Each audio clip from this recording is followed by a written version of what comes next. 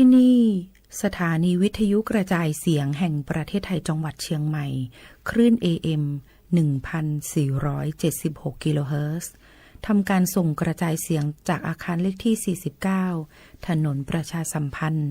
ตำบลช้างครานอำเภอเมืองจังหวัดเชียงใหม่ทำการส่งกระจายเสียงตั้งแต่เวลา 5 นาฬิกาไปจนถึง 24 นาฬิกาเป็นประจำทุกวันค่ะและต่อจากนี้ไปขอเชิญคุณผู้ฟังติดตามรับฟังรายการต่างๆที่น่าสนใจของทางสถานีได้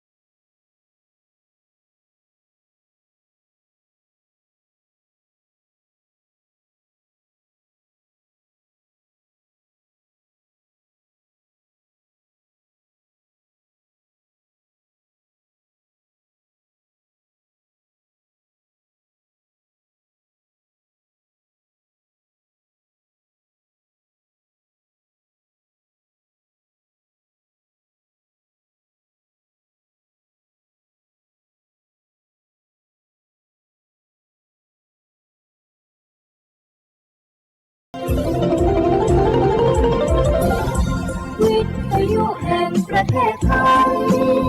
ให้ความรู้คู่ความสุข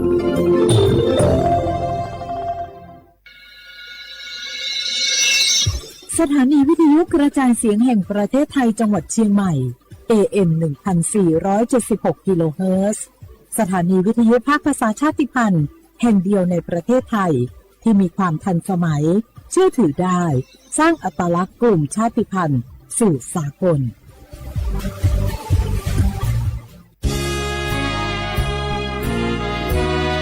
พระบารมีปกเกล้าเพื่อปวงชนชาวไทยจากพระราชกรณียกิจนานับประการที่พระบาทสมเด็จพระเจ้าอยู่หัวและพระบรมวงศานุวงศ์ทรงทุ่มเทพระวรกายทรงงานอย่างไม่เหน็ดเหนื่อยเพื่อประโยชน์สุขของประสบนิกรจากโครงการหลวงสู่การพัฒนาแหล่งน้ำส่งเสริมการศึกษาและด้านสาธารณสุขที่มุ่งเน้นการพึ่งพาตนเองและการพัฒนาอย่างยั่งยืนทุกย่างพระบาทคือการทรงงานทุกพระราชดำริคือพลังแห่งการพัฒนาเพราะประชาชนคือหัวใจของแผ่นดินร่วมเสริมสร้างความรักในสถาบันหลักของชาติโดยสำนักงานประชาสัมพันธ์ที่ 3 กรมประชาสัมพันธ์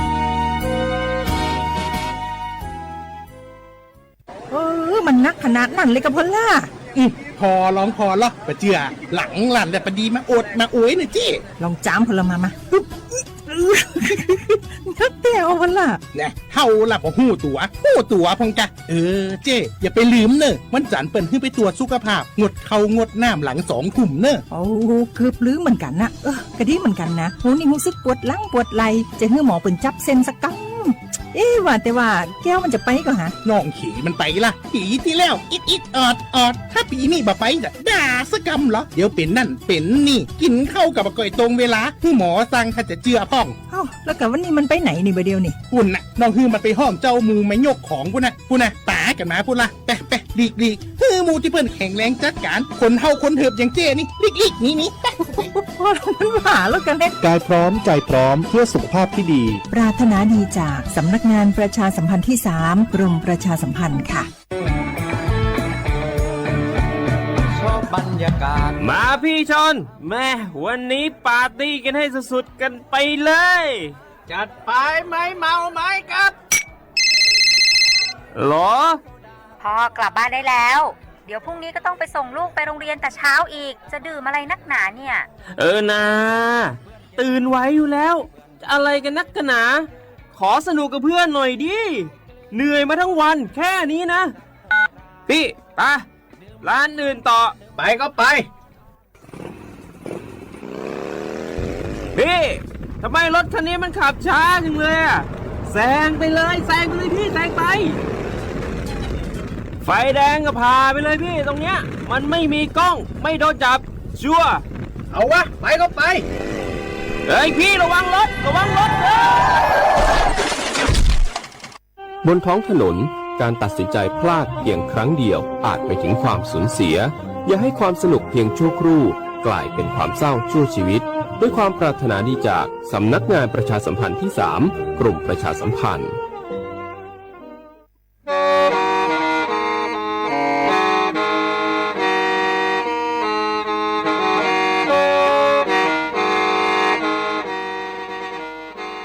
Đầu múa, sự tống chua sang xua, hủ tế chờ thai, đầu lũ xén trăng mài, lũ sư hở hà lù mông, inu bê hà o già, giáng sơn chú bê hà thảo sư hở, chứ tên chú trao tên, giáng trong đu bê hà thảo sư hở, cầu sang tên chú cầu dì tên, trang tờn đầu sang, AM, Tê, ý chánh báo bùa, sang chậu trào kHz, đầu nó mông, do bế lù mông, suốt lờ, so cán nông tàu.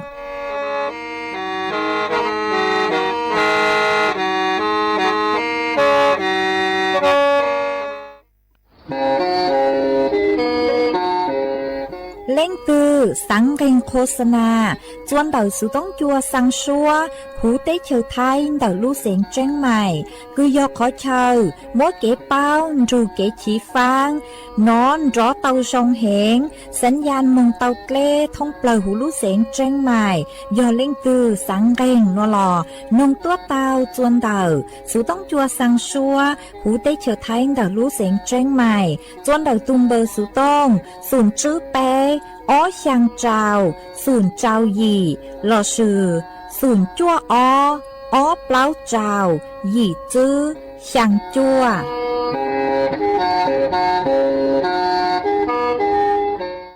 Nhớ dòng ý chồng nạ cho cứ tiên ninh chàng suốt lao chùa núวันอาทิตย์nú tỷ nên gạo plau lúi dị lìn đu sống ó chênh chữ bùa trào chào dị nú nua giang chùa lì xá y tù cha cử cáng nú nua giò nhu bì kỳ giang chùa lì xá o tù cha cử cáng bì kỳ giò chú sống núa giò nắng sống đợt núa cú do rùa sành vang rồng sa đặc ăn tròn tù số tông chua hà lùn mong đợt lũ xén tranh mải tuần chữ ý trọng nạ cho cứ tin nín chàng suốt lờ mà uốn đê núa trăng tàu chua suốt lờ tàu nó hà tà đợt núa cú chùa cầu lũ xua chè chè chùa miên suốt lờ tàu nó sư ê thọ bê chồng nạ cho cứ tin nín chàng phong dư suốt lờ cứ miên găng lù sai hà lùn nồng nhó chuan đầuเพจ Facebook ถอเมสวดเล่าปังจวดนากดไลค์กดแชร์อีเล็งอีแชร์ปูจัวเพจสวทเชียงใหม่ AM อีเช้งเปล่าปัวช่างเจ้าเจ้ากิโลเฮิรตซ์อวดช่างดาวจัวเมจัวจัวเล็งจัวตูกือลูปังจวดช่างกังดูสุต้องจัวฮัลลุมองดาลูเสงเชียงใหม่หวังให้เจ้าชาหตา suốt lời yến rù nhỏ ua phong dự ua kê thảo pi mong chu chua thảo sao ê chuan giữ nua bê trọc anh lục công kế lò rể chuan lần đù số tông chua hà lùng mong đặt lũ xén chân mày giữ mong tao Hoa cha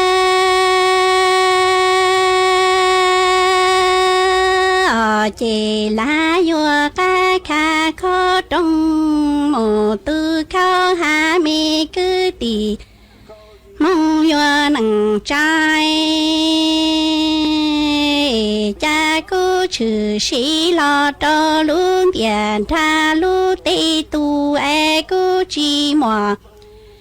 nhà chi mò chi chi đó lo mò lại lu chân cho ni tu tu cô xia chi từ ta e rong nhà lo rong xong e rong nu cho lo rong nhung cô ya mua cô cho mi kiến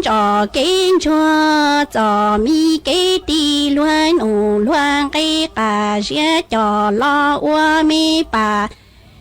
cha lu li tao hay cho mi cứ tì nâng cha nhỏ tỏ phê trong hậu sa ni nhỏ răng tổ buồn đau xoa đá bao cha cô chữ sĩ lo cho luôn tiền tha lu tê tu e cô chi mò nia chi mò chi thọ lo mò lại lu chơi so ni tu tu cô xia chi từ tai rong nhà lo rong xong rong nu cho lo rong nhung cô ya mua cô cho mi kiến chua cho mi cái đi luôn ủ luôn cái cho lo qua bà cha lu li tao hay cho mi cứ tì nâng cha nhỏ tỏ phê trong hậu sai ni nhỏ răng tổ buồn đau xoa đờ nó mò hoa cha mi cứ tì nâng cha nước trong cái thao cô nhà cô chỉ chẳng qua lu nâng nhoi cha cô nhà cô chỉ chẳng cho môn chơi gì ni mô so con cả gia lo bu cha ni lo tu chia cả gia nhỏ buông của lo ya cho mong chi rong cô nhà cô chỉ đã thua tan cho lại thiệt li ta mua mình cô linh cô chua nó cho quả si yo mo thờ lúa tu xóa phò thiên lo mà nu trong khi thao uê cha cô nhà cô chỉ qua lu nừng nhỏ chẳng cho môn chơi gì ni mô tu trẻ ca riêng nhỏ lo buông của họ tu cả gia lo bu cha lo ni vi ho cho mong chi rong cô nhà cô chỉ đã tua tan cho lại thiệt li ta mua mình cô linh cô chua nó ai yo cho của si yo một thời lúa tu xóa pha tia lo mà mi cứ tìm mong tu nặng cha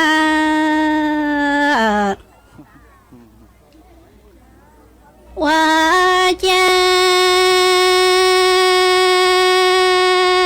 rồi nó cứ mình ở linh ở chua nó ấy thiệt li to quả sáng yang môn thọ cứ tề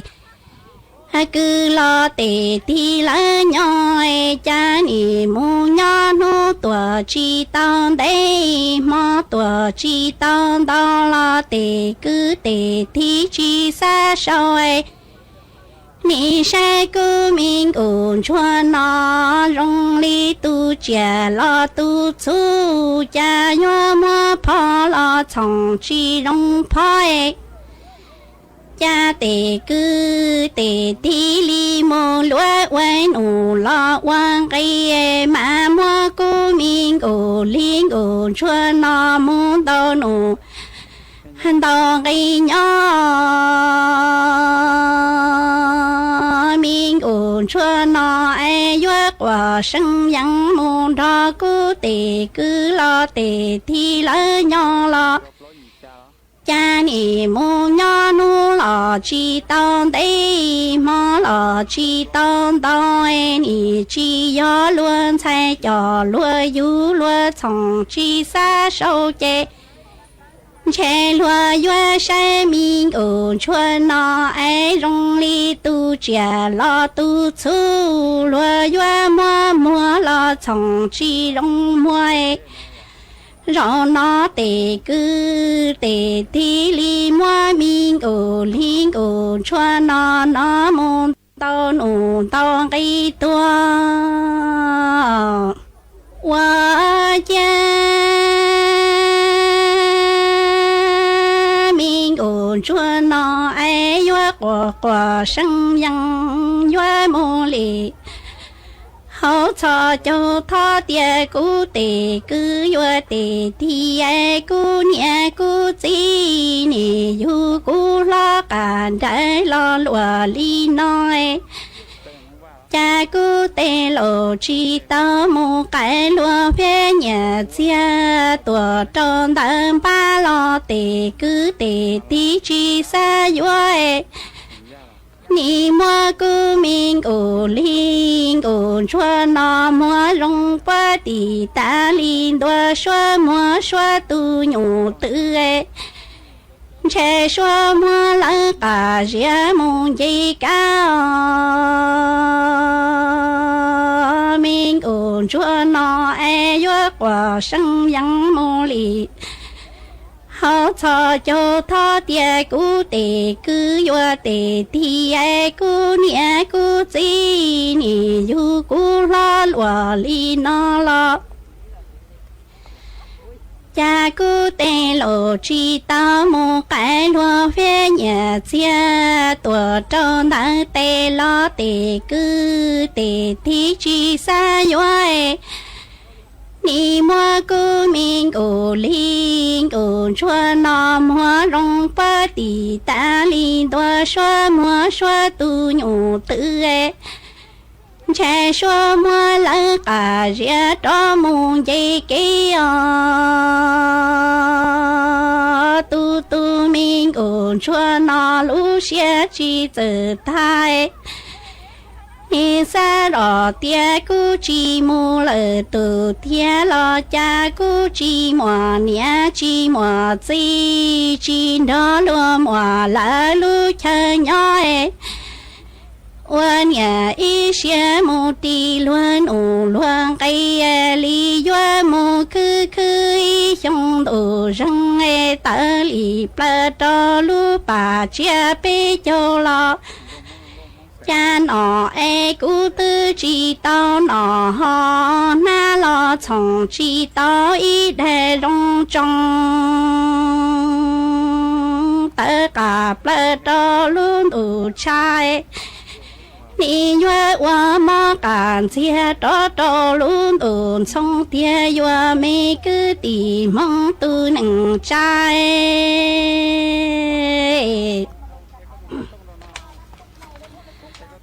hoa cha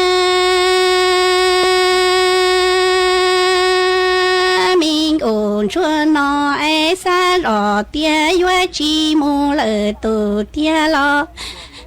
cha cu chi mò nia chi mò chi đó lo mò la lu cha nhỏ hoa nhà y xia mu ti luan u luan cây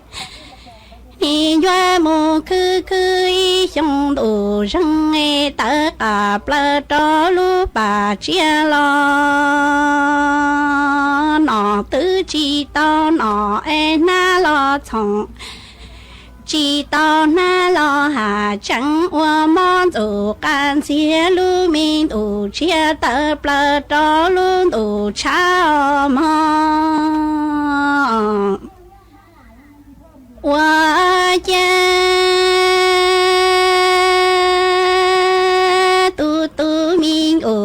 nó lu xia chi từ ta em lòng xia quả lý đi tôn thiên lòng chữ sa xi lo e chi cu xia chi từ ta chê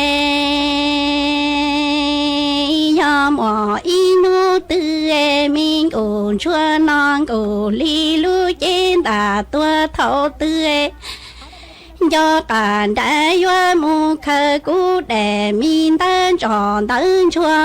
để min tân đi luôn nụ luôn cái cả gia đó mu nung ya sao tu tu cú min ổ linh ổ chua nó lu xia chi từ ta em lòng xia lử li chun tham lòng chữ sa xin chữ e chi cú xia chi từ ta chê nhớ mò inu tư e minh ổ linh ổ chua nó e lu trên ta tua thấu tư yuan cho cả đại mu khơ cú đệ min tân tròn tân chua để min tân đi luôn ủ luôn cái cả gia đó mu nung yang chữ che si wa si chủ li lu mi bà wa cứ câu chủ ra nó che yang ủ linh ủ cho nó lu min cho chua wa tao nhang cái lọ đi luôn ủ ma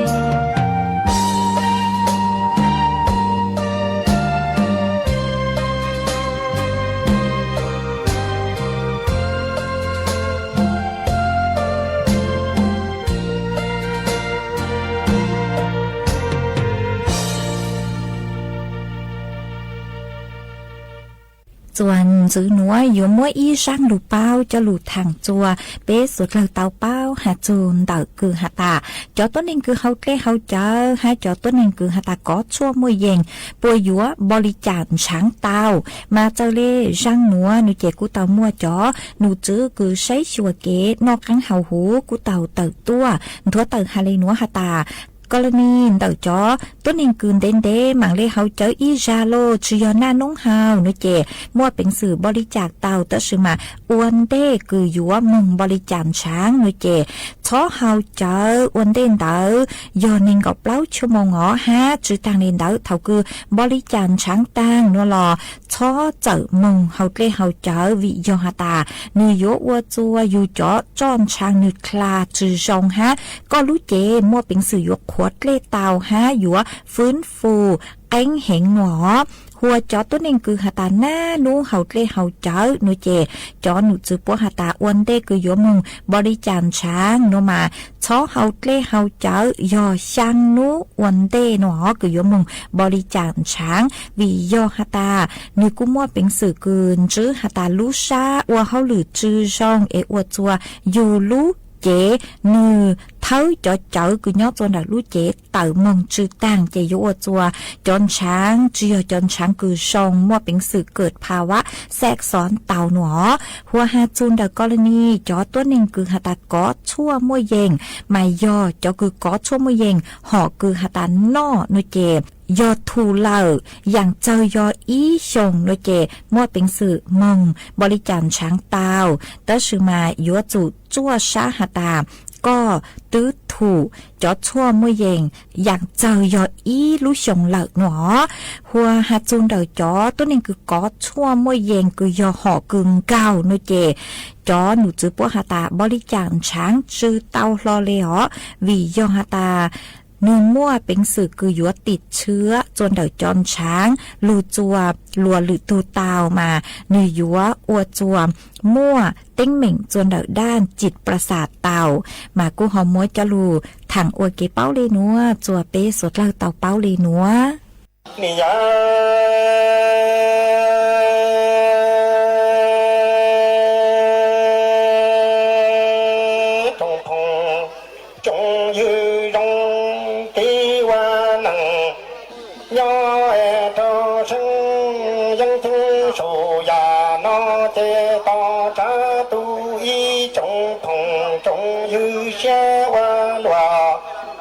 la li no la kinh si kinh ở long ta đoa mi từ tai đoa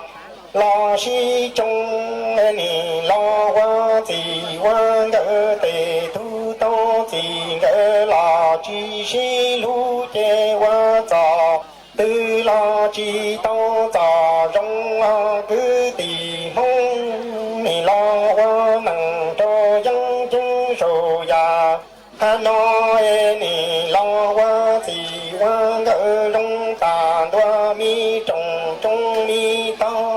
kế hoa nặng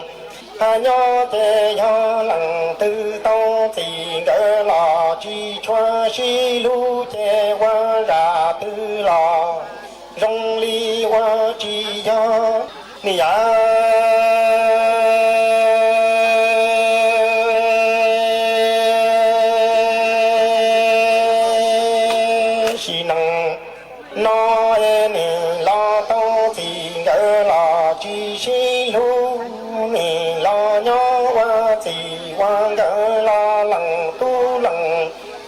trong chế nè nè nu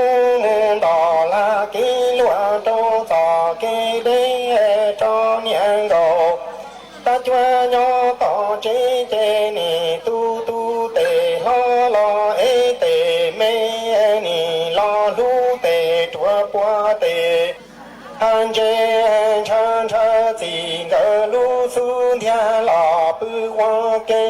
lằng tu lằng trong tròn dù lo cho chế tu đò ba lo trong trong lo tề khu chi si lu chế thi chế trà ba mu thờ nữ mua đê ni lo hai lu lo mò nhung nhung dê po chế lo cho nữ thế 你呀。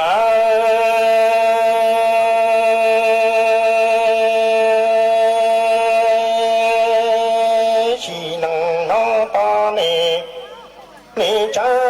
里浪车我更冷更堵我更苦几车子，拉西路是能拿的几的个几鸟我给的几件呢，木去忙路通多路到的都把垃圾走路只能。老早知老你家种米娘都你莫大的大长车早，给老西路你都长多路苏家老北都太家你，老大西坡老早种族我大一年到老罗包年都家只能。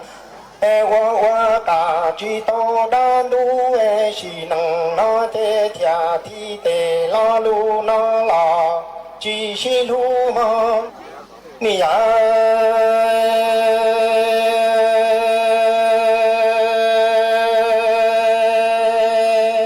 是能拿的子老给个冷的老年轻车老孙家婆给自己个姐年轻车大个老路中山好个路顺乱家几鸟我自万个老早路多是能那么更冷了更苦只早是路的啦我能鸟有么多下么远了我能老骨的长大了不只是半你只供一扎边拿了一半是能拿得中老母把罗子乱的老西西路的中红车老多的主正老肉西坡的地些上让我把端来早给我子老王个要中呀的冷的老人车车打造米给木多老西路你老我子王个的你要我给老里山抽单独头寂寞的菜鸡包的都在鸡鸟店的鸡农找西分囊装爱老西部田里鸡鸟去搞么年吧搞么过么的苦子个给啦我能老的姑姑有么菜都拉的都的给这生中给中路是路是能老你老我能老的姑姑老天里的中把木把罗子乱个这老西路你早见来你老西不在天林城城了给自己个早给老西路吗？你呀。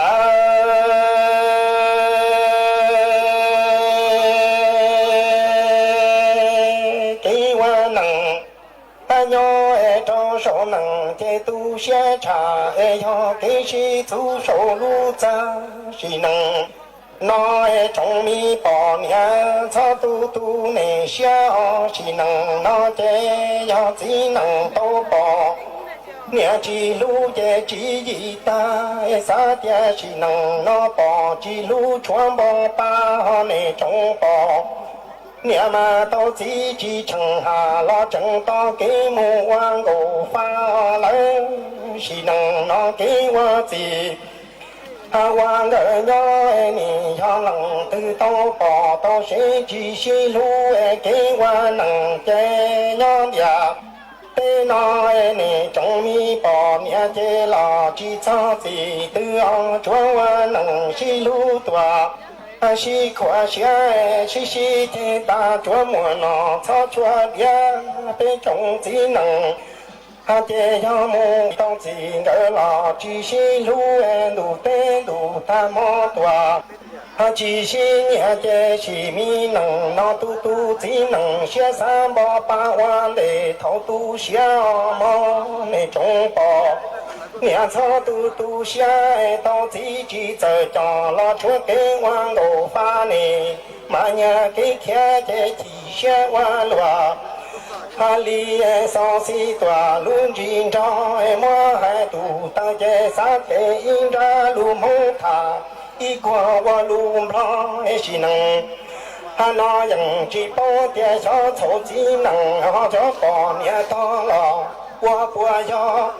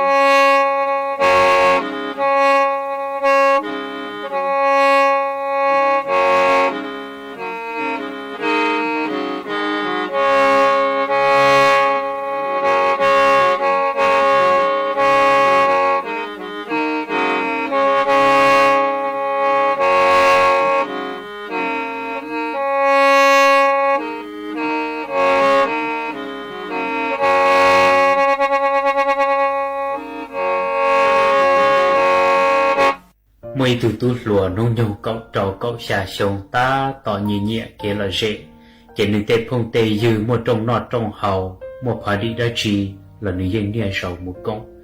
mỗi giờ nữ tàu một công ít tu phong dư lúc phá đi bờ đệ tu phong dư đã lời nhẹ lời chỉ giờ này mua nhẹ kế lời nhẹ lời chỉ thì lý do tao ít lúc che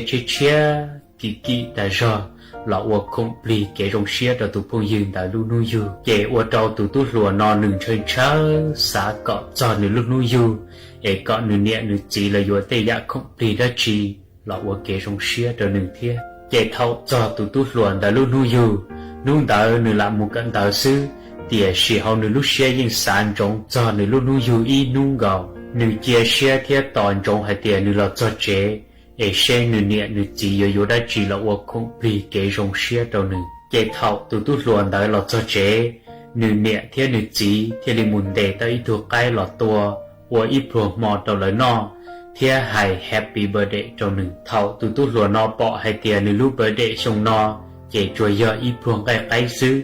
cái 我 đầu nữ chỉ bồng bao nữ chỉ rong xe li cái nữ tí chỉ cạn trò lấy nó chọn cái đỡ mòn đỡ nữ chỉ cạn trò lấy nó mò cái qua trò nữ nhẹ thế nữ chỉ lúc xưa chỉ khen li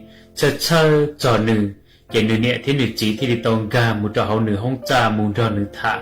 qua tí rong hài qua tí rong dìa nữ lò nữยังchỉ rong xưa li cái nữ thế đi tao hài trò nữ nhẹ thế nữ chỉ hài tiề nữ mù bọ nữ tê phong tê dư là nhẹ lời chỉ mà thảo trò lời luôn hu yu mà lời nhẹ lời chỉ yo không bị ya u ya nó rồi rong theo kỳ là wa kế rong xia đâu là tiệt sĩ wa cha cho nữ luôn hu yu em nữ nhẹ nữ chỉ cho muốn đề kế ít tu nhỏ cái lọ tua wa ilu bờ đệ free trong nữ sư ya wa nữ sa tàu ya ít khó không bị đã chỉ wa kỳ rồi rong gạo theo ilu cake lọ chua thảo nữ hai li nọ ta kế wa trâu nữ nhẹ theo nữ chỉ trên muôn trồng cho họ ô của mùa bông đâu vào nữ nhẹ theo nữ chỉ qua chế thế đi hay cho nữ hay tiền vì giờ ư luôn nên chọn nhẹ để ư dạy qua cơ ư bế sự tàu li nó lại sư thọ chỉ qua ư chỉ chơi qua con nhẹ có chỉ để ư từ mua chỉ tàu xuôi ya đâu có trở đi có cho kiến chờ cú thế li xã hay cho tụt luôn ta hay tiền do vì lý trả có thể lý mua bế sự hay lý có đâu con nhẹ thế có chỉ có bộ bao hay tiền con nhẹ thế có chỉ dù có là ổn hình nhỏ cho luôn tiền tên nó free có bộ bao hay tiền con nhẹ thế có chỉ tu có lo lý nó free có bộ bao hay tiền con nhẹ thế có chỉ khử trâu có nó con ná free có bộ bao hay tiền con nhẹ thế có chỉ xa có một cận đau free có bộ bao hay tiền con nhẹ thế có chỉ của chùa ya chùa trả đâu có free ý chọn cứ đi theo chọn gồm mùa phong dư cho đi cho tù muốn đầu giàu bé cho của mẹ tú mẹ nhọ bé chừng cả xe cho bé nhẹ bé chỉ cho cái lú mua cây giàu bé chờ ya u ya nọ bé nhẹ bé chỉ yo chỉ tàu cho bé bé nhị bom bao chi tu xe cho bé nhẹ bé chỉ chạy li u li nọ cho tê lầu 我找别年别急着到帮路过摸到别天，只努那么有我的急，有海的急到有年有急，他个我的容啥，要你知道我操离家到有年有急了，老这里没操着，他给人急到有年有急那么，只努那么，这个有木bỏ linh từ年linh từ急真正保离家，莫念乱弄保离家，容保离家。 thọ chỉ cho mua dù nhẹ dù chỉ cho một bí đầu lúa nhẹ lúa chỉ giờ lử nu có mua chua mua gì con thầu mù giờ nhẹ giờ chỉ cũng trẻ thì có gì vừa bao để nói rồi thầu cầm nông ta lợi dọn trống xe một đầu ít trống cứ đi phong dư sẽ đợi tóm nông thia thọ có sẽ đợi lú dù nhẹ dù chỉ cha u mù lợi giá tọn đề để nó cú dân cú để mà lấy xin chi đùa thọ sẽ đợi nhớ rồi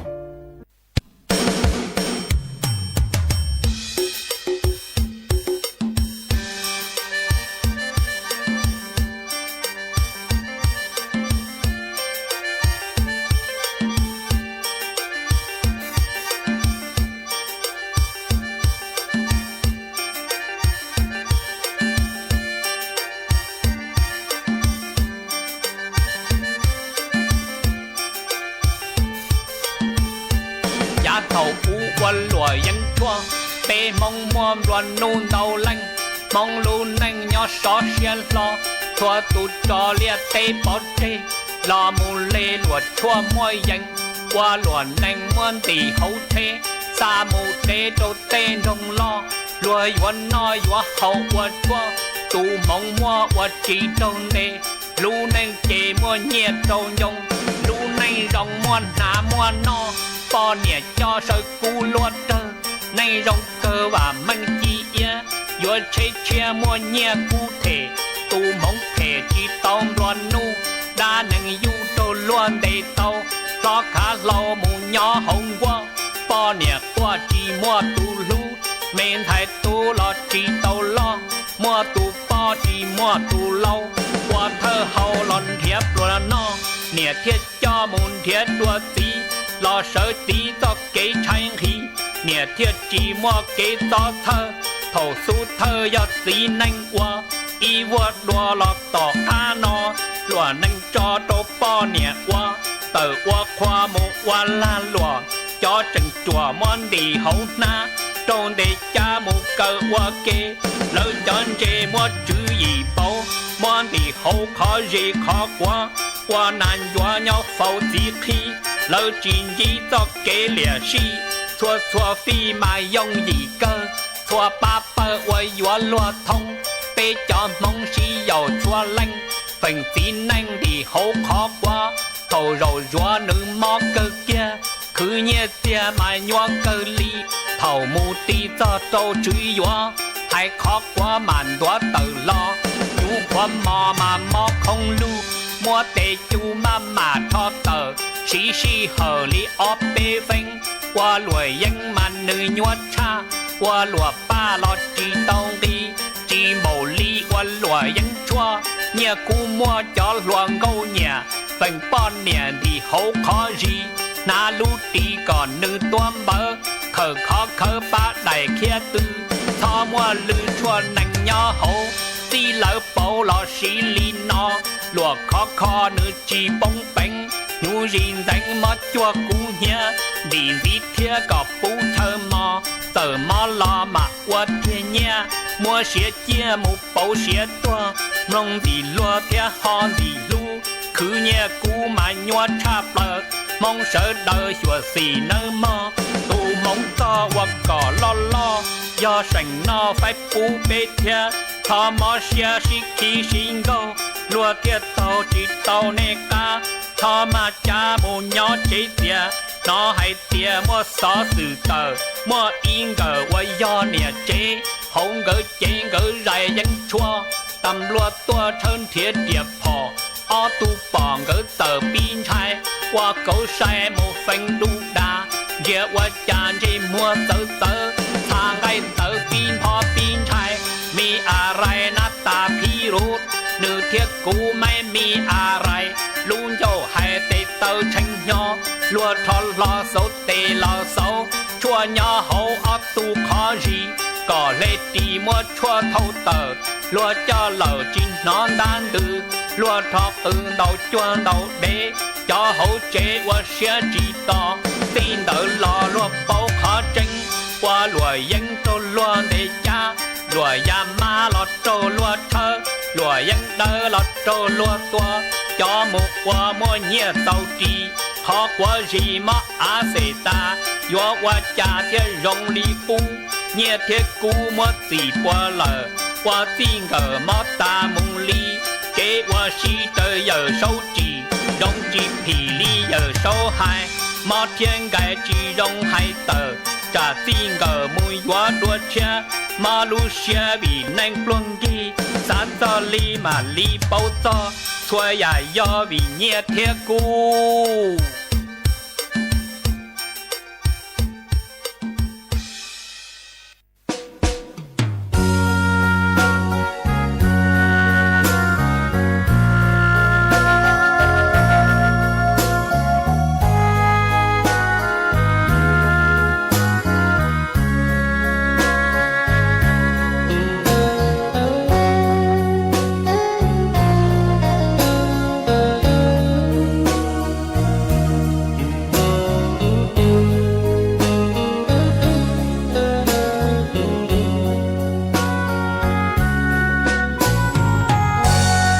ยัวย้อนยอเก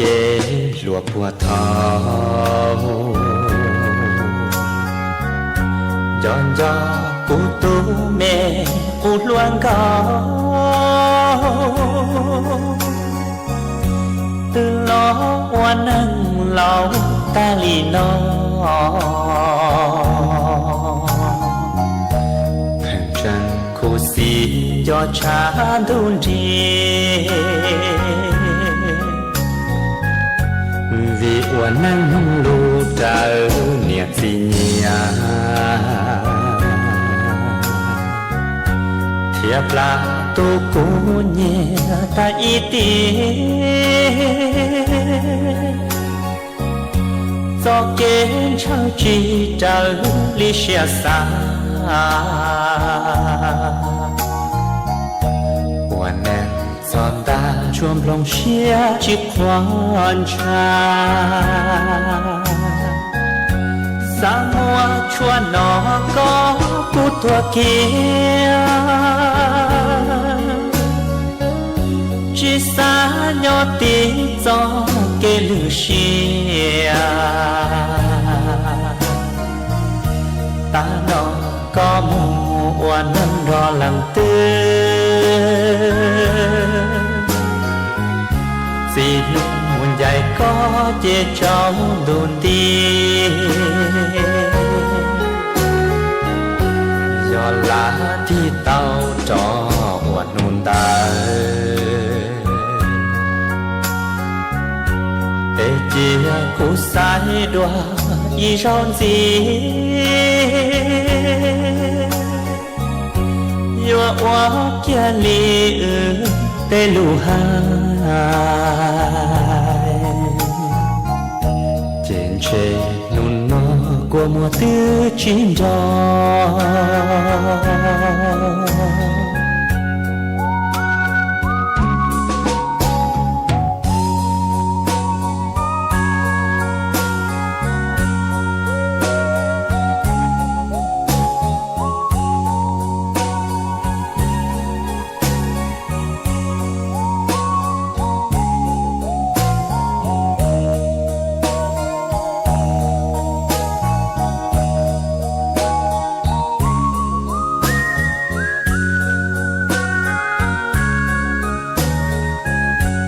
sáng hoa chua nó có cú tua kia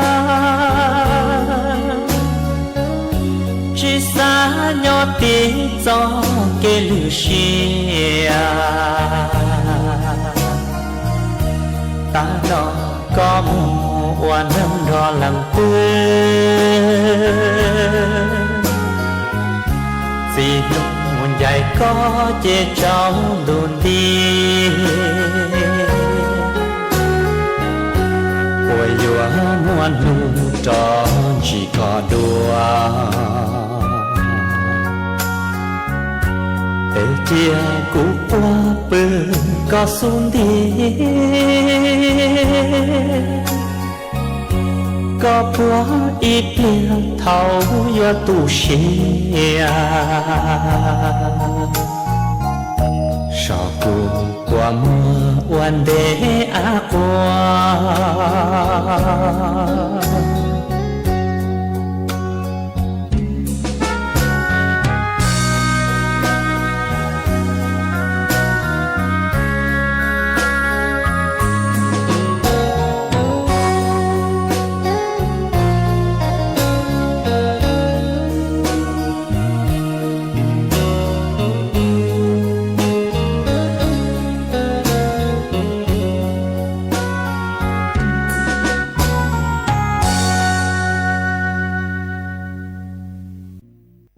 trong nà từ cái tin nín trang suốt lao lú sư hở cú tứ yếu tan lao ở trong đào cho mê chua chua lên chua tu cử mê lù bắn chua trong càng đồ sự tống chua hà lù mong đã lú sinh chân mài luôn ru nhó ua phong du ua kê thầu pi lù chua chua thầu sao kể cú chuẩn giữ mềm bảo lên núa sư ế bê mảng cho càng lù xương giữ lua chuẩn đợn đồ sự tống chua hà lù mong đã lú sinh chân mài thầu sơn du lú sư hở chữ tiếng chủ trao tiếng thầu giáng trong đu lũ sư hở cầu sang tiếng chủ cầu dị tiếng của trong đào nhớ rong suốt lơ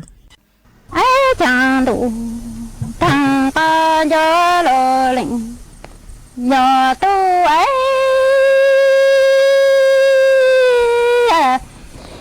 ấy chẳng đủ nhờ tu sự nịnh anh nói em để chỉ tao tỷ cả than thế đi chỉ rằng em đi đâu ăn gạo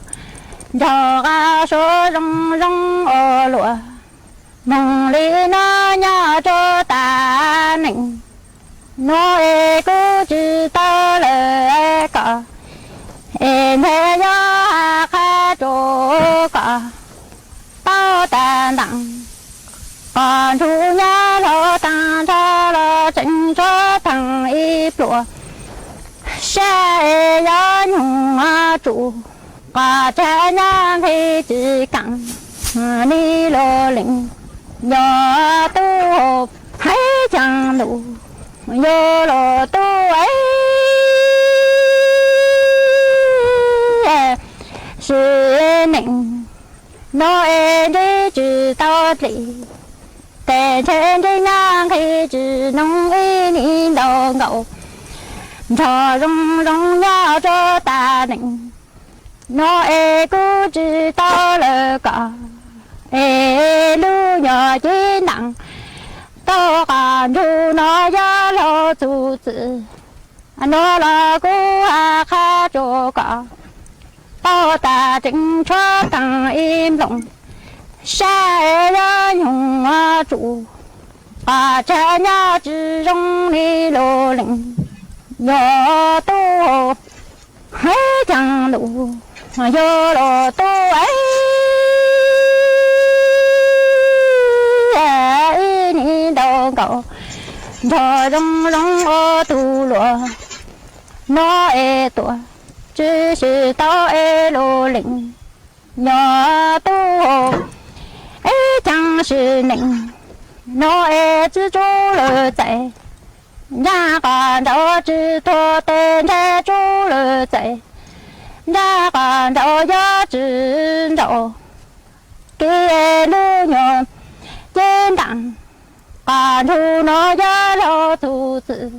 nó là cũng chỉ ta là cả em chẳng giá khá cho là cả bao ta sự nịnh nó cũng chỉ ta là cả tê ya cô lu nhỏ trên đằng cả thu nó chỉ đủ mong chỉ thua tên thế cô ya chỉ đâu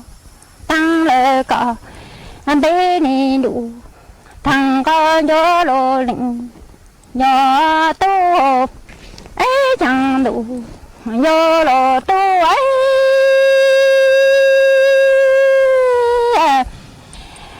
chẳng sự nịnh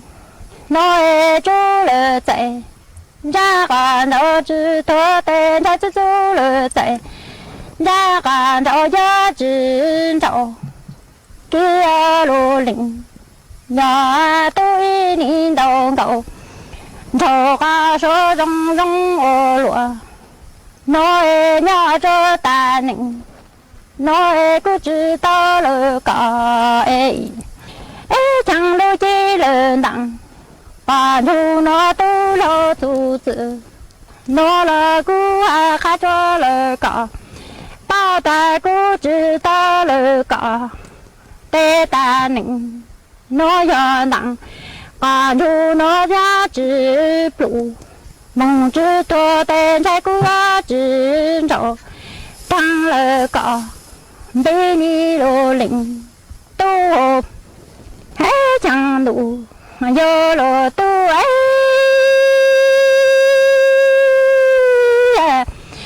vậy ni đâu ngậu thô ca số rong rong ô lụa nó rằng chỉ thua tê rằng ta chưa qua ni đâu ngậu thô rong rong nhỏ cho ta nịnh nói cứ chỉ ta lỡ cả chỉ cú cha ô lúa mà lý nó tê thịnh ca thịnh yên chứ mong du hoa tạ lệ tàu yang chẳng tụa mò kia cho ni lô lĩnh nhỏ tu chẳng đủ yo lo tu cha sư nịnh nó rằng chứ thua tê rằng bà chứ khi ni đầu cầu cho rong rong nhỏ cho ta nịnh nó cứ chỉ ta lỡ cả tê thế ra xa xa tụa mong xa chứ chứ ru hoa lỡ tàu yang chẳng tụa mong kia hi ni lô lĩnh nhỏ tu ya chỉ lặng chứ chỉ sinh ya chỉ lặng sinh sao ca sư mong tụa cho sao ca chỉ sa ô lụa nói ya lĩnh ca tế tàu thằng cố tê lĩnh từ tụa mong tao tao lô lĩnh nhỏ tu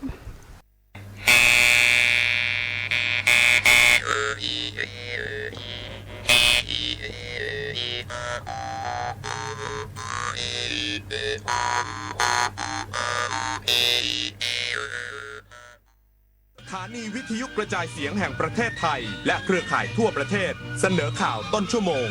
รู้เร็วรู้จริงเกาะติดทุกสถานการณ์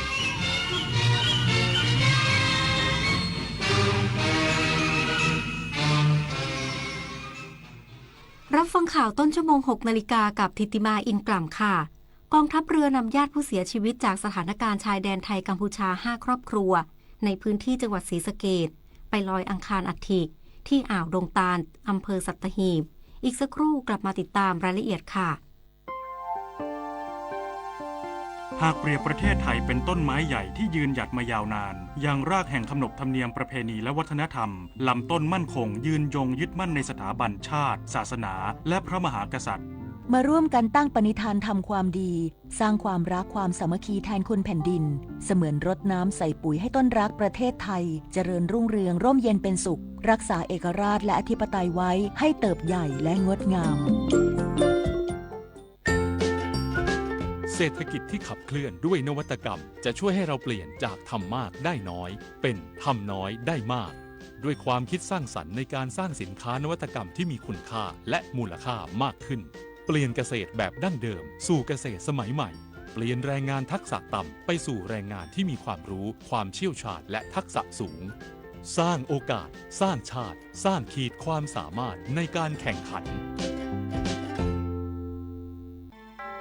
พระบาทสมเด็จพระเจ้าอยู่หัวทรงน้อมนำหลักธรรมอันประเสริฐกลั่นกรองเป็นหนังสือคู่มือชีวิตพร้อมภาพวาดฝีพระหัตถ์4 เล่มได้แก่หลักการชาวพุทธอริยสัจจภาวนาหลักปฏิบัติเพื่อความพ้นทุกข์และแนวทางปฏิบัติธรรมนาวาวังพระราชทานเป็นธรรมทานเพื่อทำนุบำรุงส่งเสริมพระพุทธศาสนา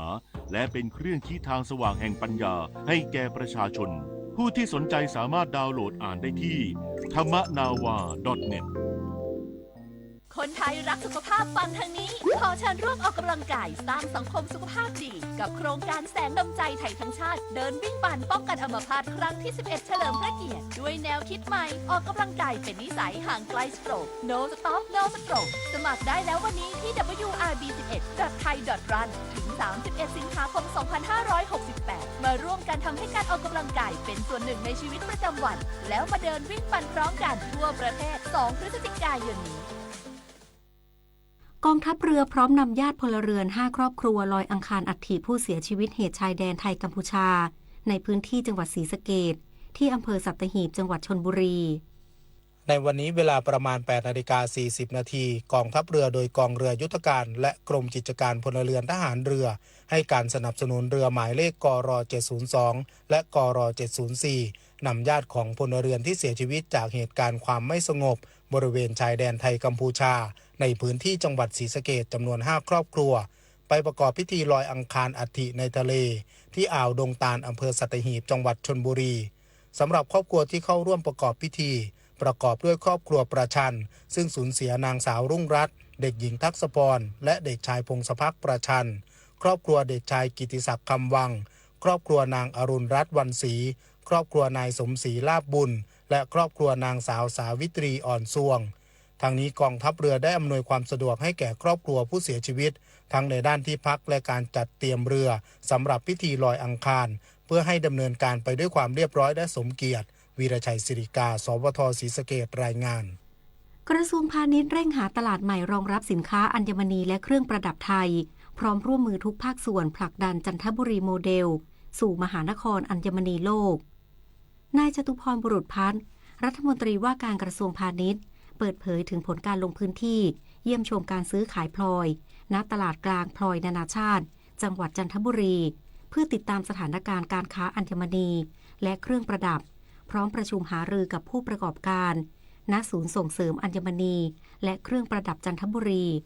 ว่าจันทบุรีถือเป็นเมืองหลวงแห่งอัญมณีของโลกที่มีชื่อเสียงยาวนานแต่ปัจจุบันเผชิญความท้าทายจากปัญหาวัตถุดิบขาดแคลนซึ่งต้องนำเข้าจากประเทศโมซัมบิกและประเทศอื่นๆขณะที่ตลาดหลักอย่างจีนชะลอตัวหลังวิกฤตโควิด -19 และยังมีมาตรการภาษีของสหรัฐที่ส่งผลกระทบต่อการค้าทำให้ภาคเอกชนจำเป็นต้องหาตลาดใหม่ๆรองรับ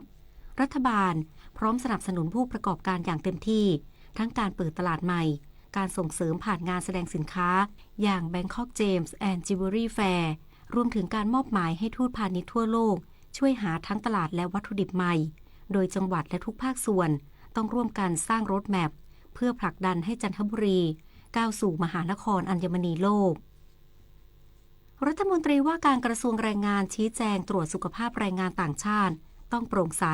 ตรวจสอบได้นายพงศ์กวินจึงรุ่งเรืองกิจรัฐมนตรีว่าการกระทรวงแรงงานเปิดเผยถึงกรณีที่ประชาชนมีความกังวลต่อการให้บริการตรวจสุขภาพแรงงานต่างชาติของสถานพยาบาลโดยมีข้อสงสัยว่าอาจยังไม่ได้รับอนุญาตตามขั้นตอนเรื่องความถูกต้องของใบรับรองแพทย์ที่จะกระทบกับแรงงานและนายจ้างว่าได้สั่งการให้เจ้าหน้าที่ดำเนินการตรวจสอบทันทีโดยกรมการจัดหางานรายงานว่าตามมติคณะรัฐมนตรี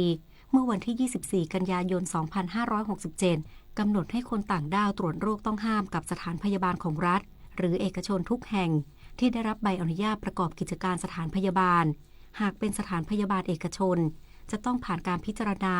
จากกรมการจัดหางานและต้องเชื่อมโยงข้อมูลผลการตรวจสุขภาพรวมทั้งมีการประกาศรายชื่อให้เป็นสถานพยาบาลที่ตรวจสุขภาพได้แต่จะต้องผ่านหลักเกณฑ์ของกระทรวงสาธารณสุขกรมวิทยาศาสตร์การแพทย์กรมสนับสนุนบริการสุขภาพกรมควบคุมโรคและกรมการจัดหางานที่ร่วมกันกำหนดหลักเกณฑ์ประกอบด้วยต้องเป็นสถานพยาบาลที่ได้รับใบอนุญาตให้ประกอบกิจการสถานพยาบาลต้องมีห้องปฏิบัติการทางการแพทย์ที่ได้รับการรับรองจากกระทรวงสาธารณสุขต้องมีห้องเอ็กซเรย์และเครื่องกำเนิดรังสีทางการแพทย์ที่ผ่านมาตรฐานและแจ้งครอบครองอย่างถูกต้องตามกฎหมายต้องมีระบบที่มีมาตรฐานการจัดการความมั่นคงปลอดภัยของสารสนเทศและสามารถเชื่อมโยงข้อมูลผลการตรวจสุขภาพของคนต่างด้าวกับกรมการจัดหางานซึ่งปัจจุบันมีสถานพยาบาลที่มีคุณสมบัติครบถ้วน75แห่งจบข่าวทิติมาอินกลัมอ่านรับฟังข่าวครั้งต่อไปเวลา 7 นาฬิกาค่ะ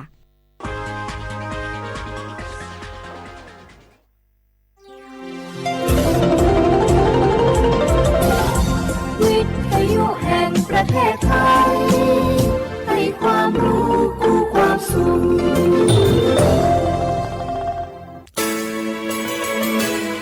สถานีวิทยุกระจายเสียงแห่งประเทศไทยจังหวัดเชียงใหม่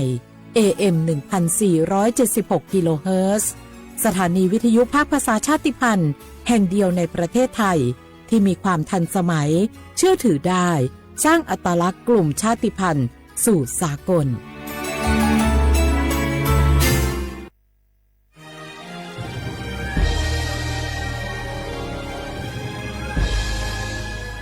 เกิดเป็นคนไทยเติบโตบนผืนแผ่นดินไทย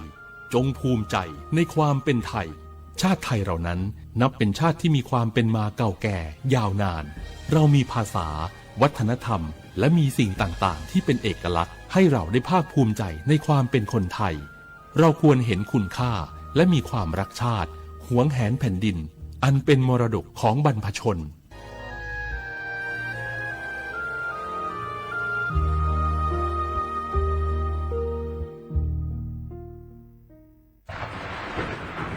ฝนตกหนักน้ำท่วมภัยธรรมชาติที่เราหลีกเลี่ยงไม่ได้แต่เราสามารถเตรียมตัวให้พร้อมเพื่อความปลอดภัยของทุกคนในครอบครัวได้ก่อนน้ำมาเตรียมตัวให้พร้อมเก็บของสำคัญขึ้นที่สูงเช่นเอกสารสำคัญเงินสดและสิ่งของจำเป็นอื่นๆและถ้าหากบ้านอยู่ในพื้นที่เสี่ยงให้ติดตามข่าวสารจากทางราชการอย่างใกล้ชิดเตรียมไฟฉายแบตเตอรี่สำรองวิทยุสื่อสารและยาสามัญประจำบ้านไว้ให้พร้อมและอย่าลืมตรวจสอบเส้นทางอพยพที่ใกล้ที่สุดด้วยขณะเกิดน้ำท่วมอย่าเดินฝ่าน้ำที่ไหลแรงหลีกเลี่ยงการสัมผัสกระแสไฟฟ้าและหากต้องอพยพให้ปฏิบัติตามคำแนะนำของเจ้าหน้าที่อย่างเคร่งครัดเมื่อภัยผ่านพ้นตรวจสอบความเสียหายของบ้านและทำความสะอาดเพื่อป้องกันโรคที่มากับน้ำท่วมเตรียมตัวให้พร้อมก่อนภัยมาถึงเราจึงจะปลอดภัยด้วยความปรารถนาดีจากสำนักงานประชาสัมพันธ์ที่ 3 กรมประชาสัมพันธ์กู้ภัยโทรมาบอกว่าป่อน้องรถแฉลบน้องบ่คิดบ่ฝันเลยว่าวันนั้นจะเป็นวันสุดท้าย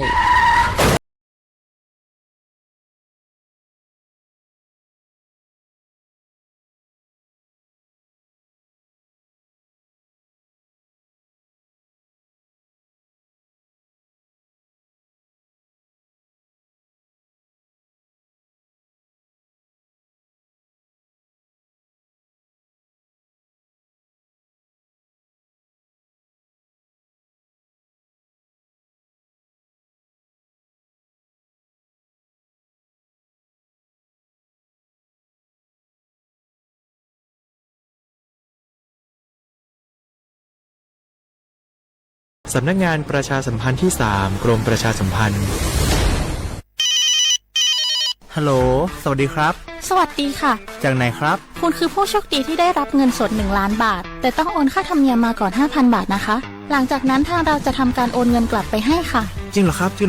งั้นเดี๋ยวผมโอนค่าธรรมเนียมไปให้นะครับขอเลขบัญชีด้วยครับได้ค่ะคุณโชคดีมากนะคะรีบโอนค่าธรรมเนียมมาก่อนได้เลยค่ะหยุดก่อนนายจะเชื่อจริงๆหรอนี่มันหลอกกันชัดเลยฮะจริงเหรอหลอกยังไงอะนั่นสิเธอลองคิดดูสิว่าเราจะได้รับเงินล้านจากอะไรล่ะในเมื่อไม่ได้ไปเสี่ยงโชคหรือลุ้นรางวัลอะไรเลยจำไว้ไม่มีใครให้เงินเราฟรีๆโดยที่เราไม่รู้ตัวหรอกนะแถมยังให้โอนค่าธรรมเนียมไปให้ก่อนอีกคุณคะเราไม่ได้โกงนะคะโอนมาก่อนเดี๋ยวพิสูจน์ได้ค่ะไม่เอาละผมไม่เชื่อไม่โอนไม่คุยด้วยละกลโกงมีทุกที่จำให้ขึ้นใจอย่าเชื่ออย่าคุยอย่าโลภอย่าโอนด้วยความปรารถนาดีจากสำนักงานประชาสัมพันธ์ที่ 3 กรมประชาสัมพันธ์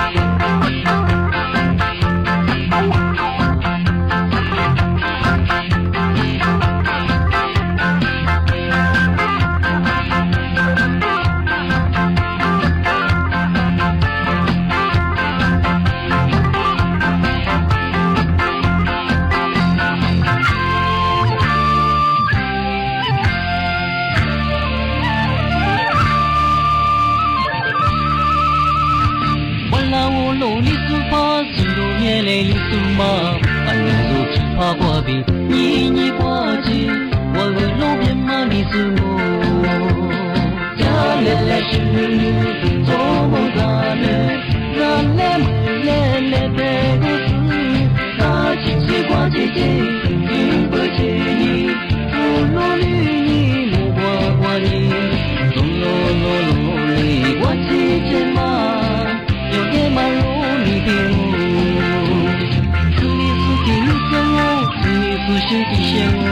俺们都只怕过比你说路，白马的路他里，路里是路花，带路花嘞，都是带路你嘞，路里的路在他皮子，听你的话胡来过事，路边马里。那那嘛，你能忘多路。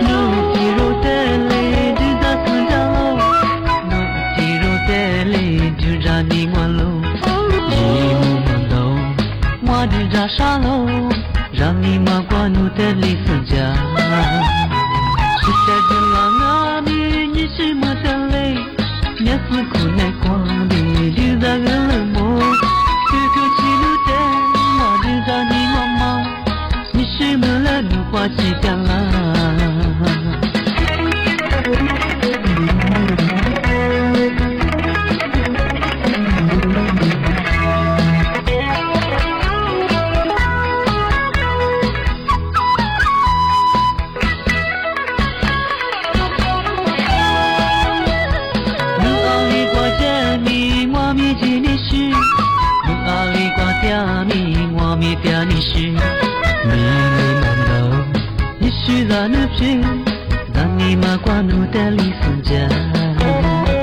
怒肌肉的里，你在四家楼，怒肌肉的里，贴着你弯路。日日漫道，我就绕沙楼，让你马挂怒的里分家。而且几次画面，你是么的泪，也是苦内光明，绿的很冷漠。你是么了女花期掉了，是在不了那面，你是么掉泪，也是苦内光明，就在旁边摸，这个去了的，我就在自家嘛，你是么了女花期掉了。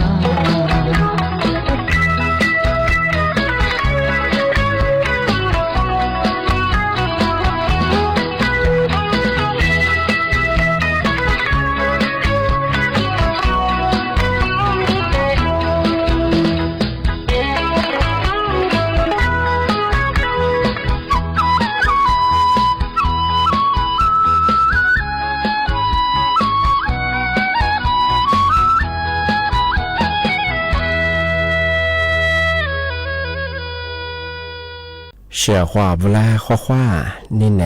草木花儿见木，啊我李松我都知道花ไปแล้ว啊我李松我ปากกากุง我บรรยาธาจีนใหม่ไงสถานีวิทยุกระจายเสียงแห่งประเทศไทยจังหวัดเชียงใหม่ว่าโดจ้าในแนวบรรยา草木花儿见木ที่花ด้วยที่มูลปัญญาหนีมุขวานีสามโมที่ขวาด้วยที่ยมันหนีขวาดงอ่ะนาที่ยขวานีนาเนเซอาที่ยทาววิทยุว่ามือจามาดูจามาบ่ให้ยีระบบยา AM ยีความถี่โงปัญญาที่ตัวลี่ยาสิจือโฉกขึ้นกว่าดูจับอาที่ทาวระบบไลฟ์สดจังไง Facebook ว่าไลฟ์จากยี่เพลงของสวท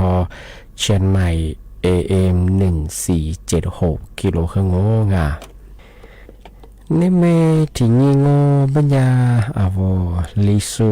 อาบังบัญญาเสียหานี่ที่นี่มานี่เมที่นี่บ้าลุงนี่ยี่โคนี่โตนี่จังหวะโคนี่เมที่นี่บ้าวันอาทิตย์ไงหนังนี้ถึงมาเตี้ยงงไงว่าที่ที่24ไงเดือนสิงหาคมไงพศก็คือ2568ที่ผมมางงไงนี่มีถึงยังงไม่อยากคือมีอย่างนี้งไม่อยากว่าที่เนี่ยสมัยอยากคือฮิกว่าจ้าไงอาทิตย์เสียนาสู้จวงไงอาทิตย์เนี่ย小花我啥了从不你每天一不说我คุย今年么ว่า我ขอว่าที่ยังไงอาทิตย์เป็นอย่างนี้ไม่ถึงมาคือวันหยุดไงพูดดูคือชาวไงมากว่าลิซูมากว่าเบมากว่าเชียงจะไม่ใช่ฝนเลยใช่ที่เลยฝนที่ยังไงอาทิตย์เป็นคืออาจจะที่มัวนี่มัวเขาเนี่ยที่มัวไงตัวช่วยไง你木花你沙漠啊，就花木来花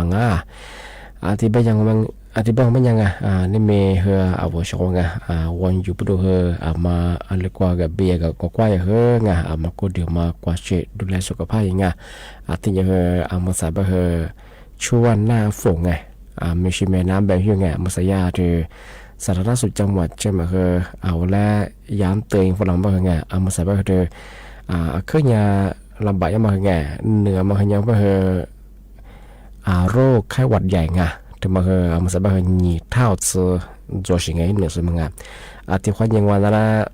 แบบเปลือกมันก็ไม่ไงที่ว่าชิบุคนเนี่ยมาประจางมันยังไงเนสวัคซีนที่ไข้หวัดใหญ่มากการมาไงยังยังความกล้าเฉียง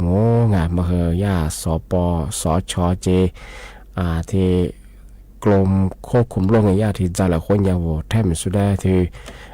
เจ็บกลุ่มเสี่ยงไงที่ฉีดมาในสื่อวัคซีนไข้หวัดใหญ่มาเกินหนึ่งแล้วมากกว่าที่ได้ป้องกันยังมาคือกล้าหาไปฉีดไงเปื้อไงว่าโรงพยาบาลรัฐบาลวันนี้ขอกล้าชงงาน是不我们那个拉这个的话个在马生啊马生哎，啊嘛是不可能怕讲我们ยังไงยิ่ง话讲讲我啊，因为ที่บุงมันยังที่ว่าจะเมื่อก็เดนี่เตจสงานี่บุที่บุมังมันยังว่าจะเนี่ยยิ่งโคที่ว่าชมมาคนนี้นี่โคตรสาบุที่บุมังมันยังที่ว่าผู้สูงอายุงาโชดงว่าโคกับปุยมังาว่าบุที่บุไม่ได้ผู้พิการทางสมองไงว่าวูนึกว่าพิการกิเลสงะอาทิญาวก็เดียวชุดเลยยีจอมันนามังะพิการอิสุเหติบุโชบุติบุมังโงปัญญาเธอโรทาราซิเมียไงอาทิญว่าอาวุก็เดียวคนได้ยีพุนคุ้งการบกพร่องนะกิเลสโซอาทิญว่าผู้ที่ติดเชื้อกว่านาHIV ทำมาเนื้อสูงอ่ะไอ้ทำมาเหอโฉบบูถือว่ามังอ่ะยิ่งเนี่ยสภาพการจังอ่ะที่ที่บุมังโง่ไม่ใช่เธอวอลอีสูงอ่ะโรคอ้วนไงมันก็ยังว่าเหอที่เฮียกิโลง่ะกับพวกยังมาเหองอ่ะที่ยินที่บุไม่เธอผู้ป่วยโรคเรื้อรังไง7 โรคไงนานเธอนาชีจะทำมาจุดสุดไงปีข้อไม่เธอโรคหัวใจหรือว่าโรคหอบหืดไงอาจจะมีหลอดเลือดสมองหรือว่าไตวายเบาหวานไงที่มีผู้ป่วยมะเร็งไงว่าเคมีบำบัดอีกอย่างไงอาจจะมีว่าปอดอุดก้านบ้างไงมาคือไงทำไมที่มีปอดเรื้อนราหรือว่านาเทชีจะมาดูสุเหเนสวสิตมาอาจจะว่าก้างงงอาจจะเป็นอย่างเงี้ยบุตรแทบไม่ซึ่งไง7 กลุ่มเสี่ยงไปถึงกันมั้งยาเน็ตว่าสิเลยเปิดที่เลยคือ9ประงานเพื่อจะขอว่าบุตรชีบุคคลแล้วว่าพระจางงเป็นอย่างคือเน็ตว่าสิ่งยี่หัวกาจงยาก้ามาก็เลยเฮฮาสัตว์ทิ้งยัดสเปียงงอาจจะเป็นยี่แห่งยี่มากุลปุ่มมังอะไรทิ้งอยู่ความบางว่าคือที่ปีมาถวายที่ประกาศแจ้งเตือนอย่างง่าย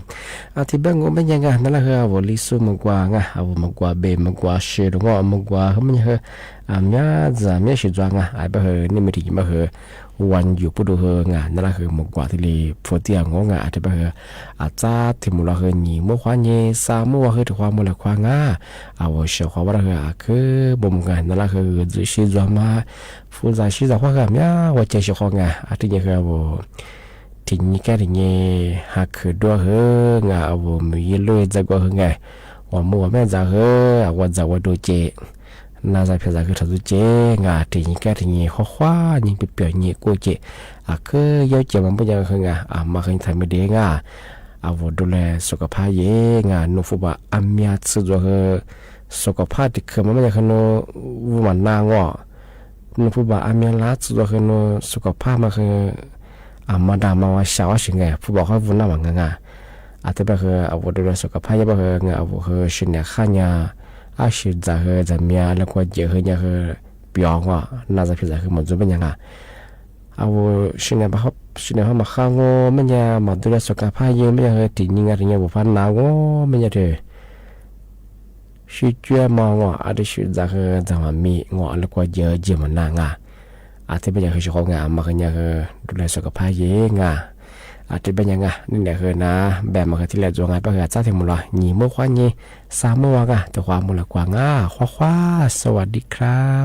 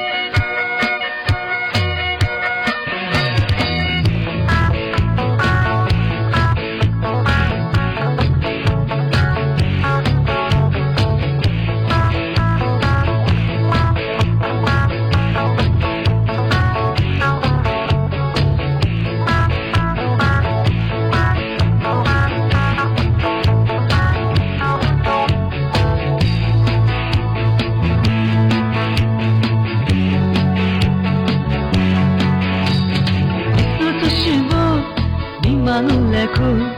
이승아마 이슬레르 이승과들 로과다스 바흐피비도 줄레리서 이수이니보 니마굴레고 수잔네츠 이슬레르 지버풀루베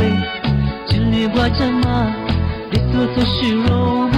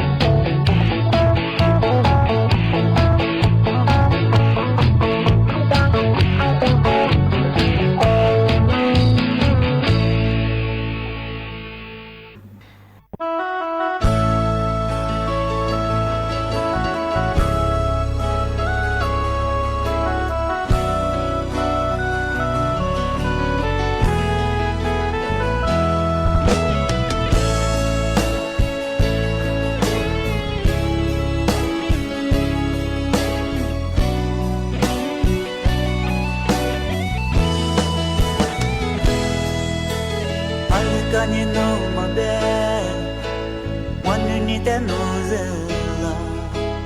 no ni makubwa mwate ziliwa nini tia sumwa tiro Ramami do mami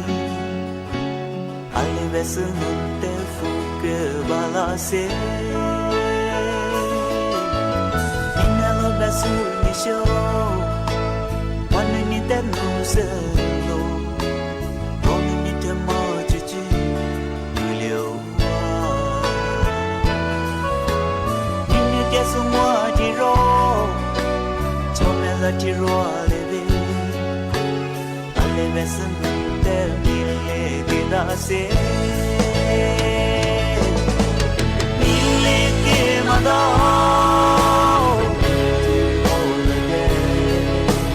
mille che mada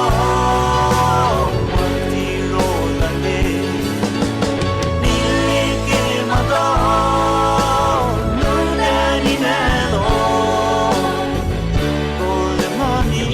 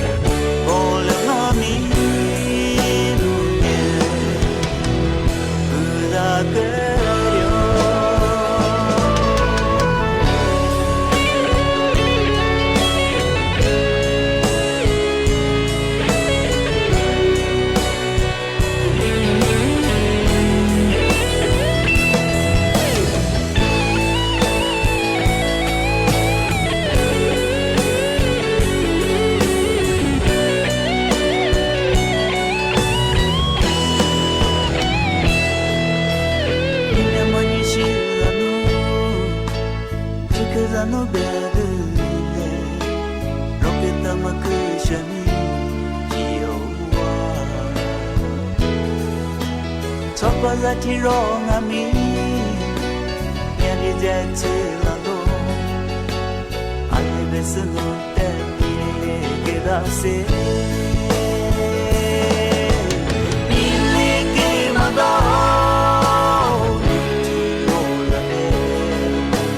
Mille che ma da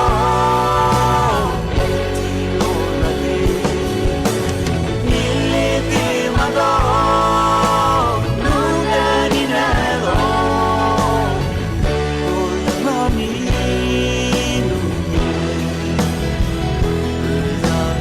Oh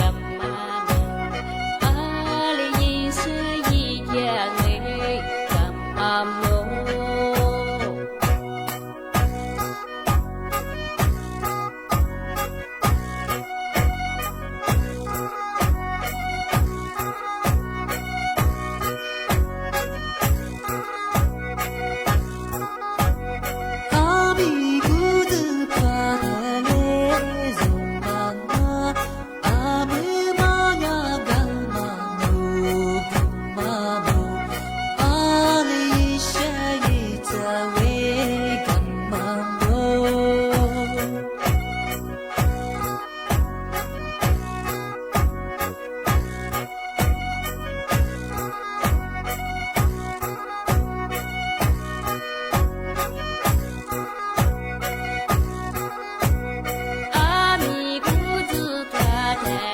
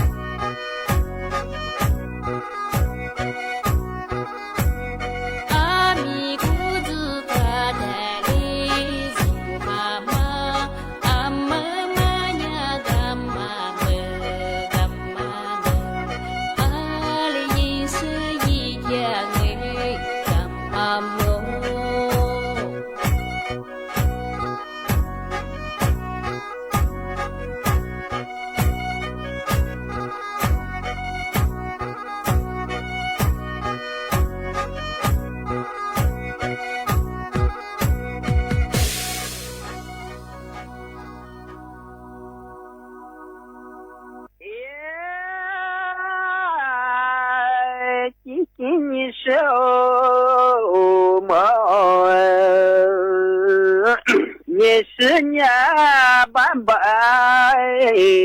ít thiệp thà ra bôi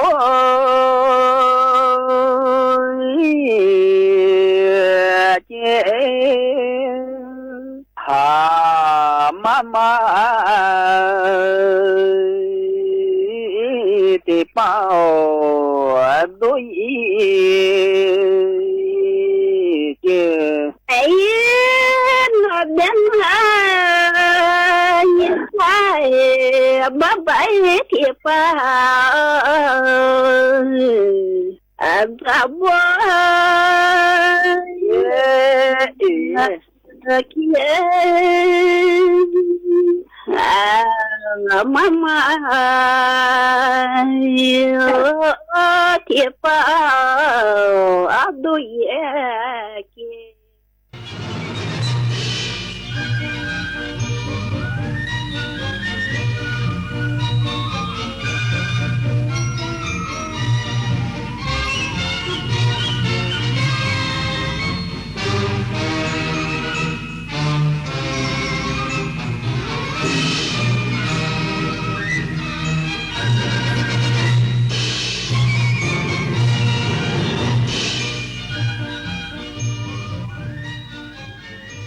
ที่นี่สถานีวิทยุกระจายเสียงแห่งประเทศไทยต่อไปเสนอข่าวซึ่งมีหัวข้อข่าวดังนี้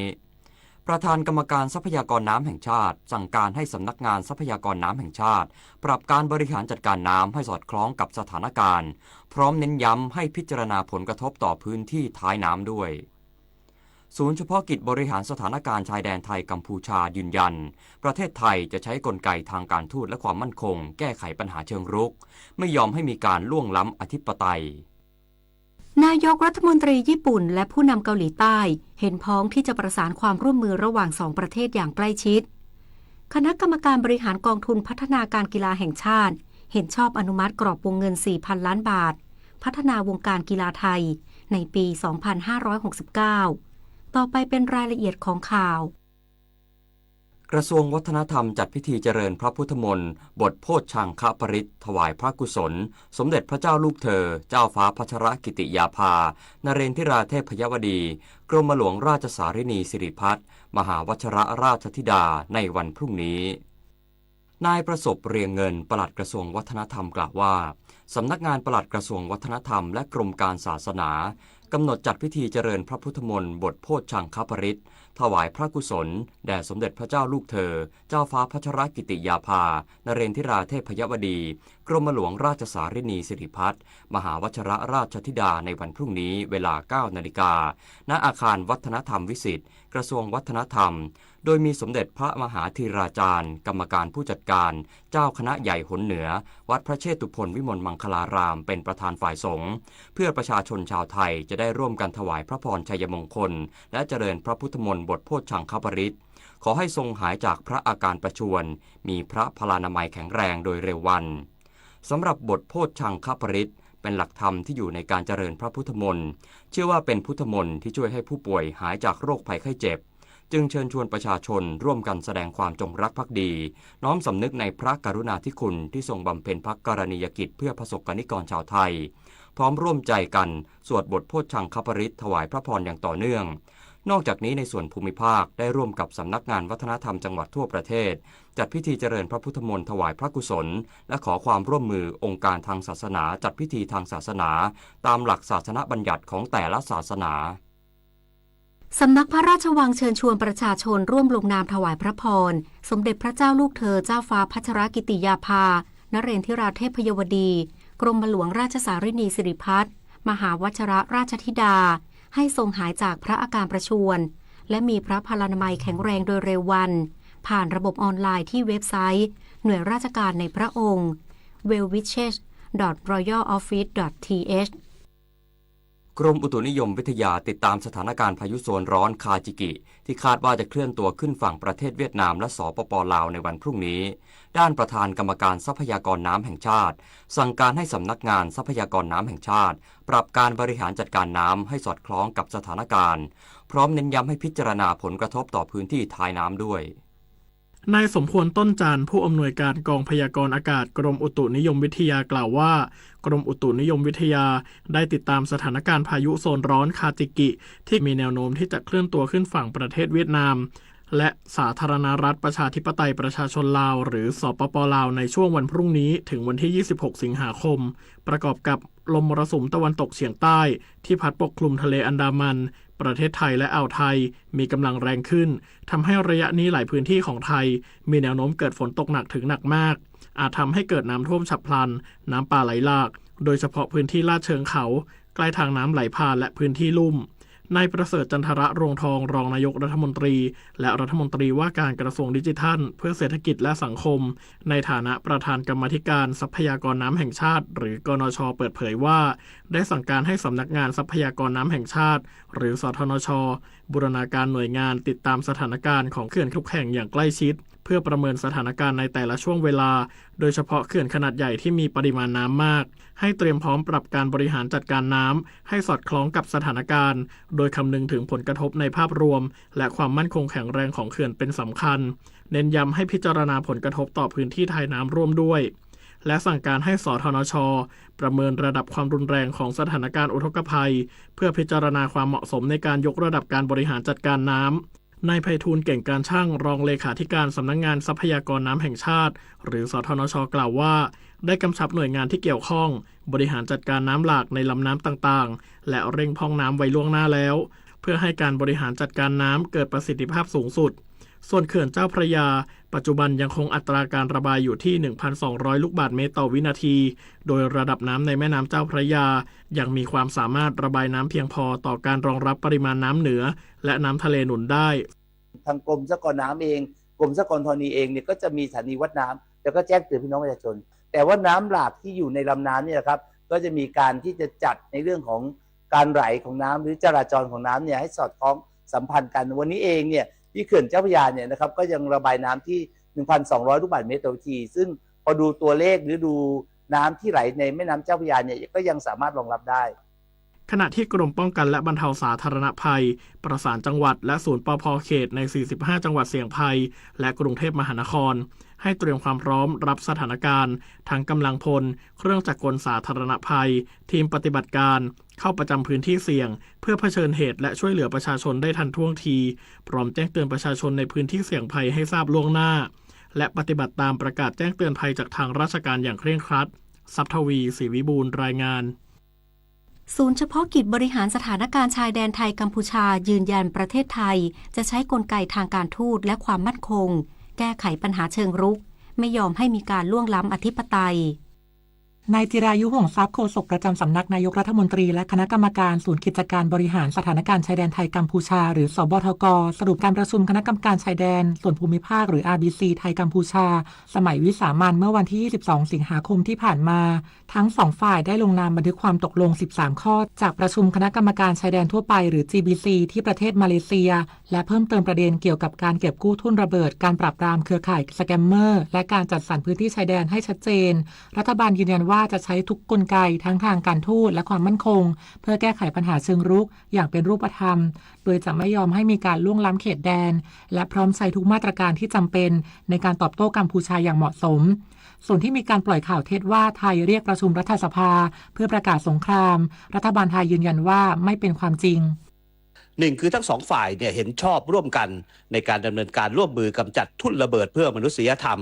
โดยพิจารณาให้หารือร่วมกันในการประชุม GBC ครั้งต่อไปครับทั้งสองฝ่ายเห็นชอบร่วมกันในความร่วมมือประสานกันแก้ไขปัญหาอาชญากรรมข้ามชาติโดยเฉพาะแก๊งคอลเซ็นเตอร์และควรเห็นชอบให้เสนอในการหารือร่วมกันกับ GBC ครั้งต่อไปทั้งสองฝ่ายเห็นชอบให้มีกลไกแก้ไขปัญหาด้วยการจัดตั้งชุดประสานงาน 4G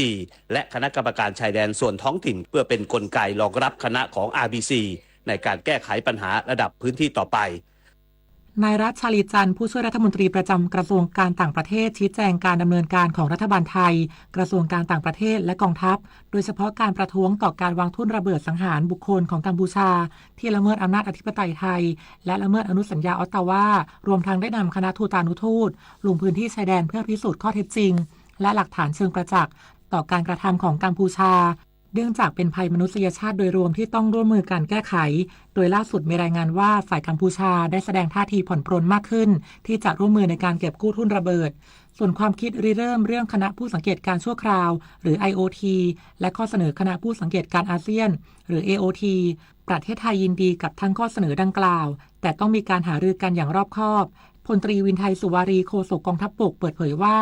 กองทัพบกได้รับรายงานจากกองทัพภาคที่ 2กรณีพบทหารกัมพูชาจำนวน 2-3 นายเข้ามาในพื้นที่อธิปไตยไทยบริเวณตำบลบักไดอำเภอพนมดงรักจังหวัดสุรินทร์เมื่อวันที่ 22 สิงหาคม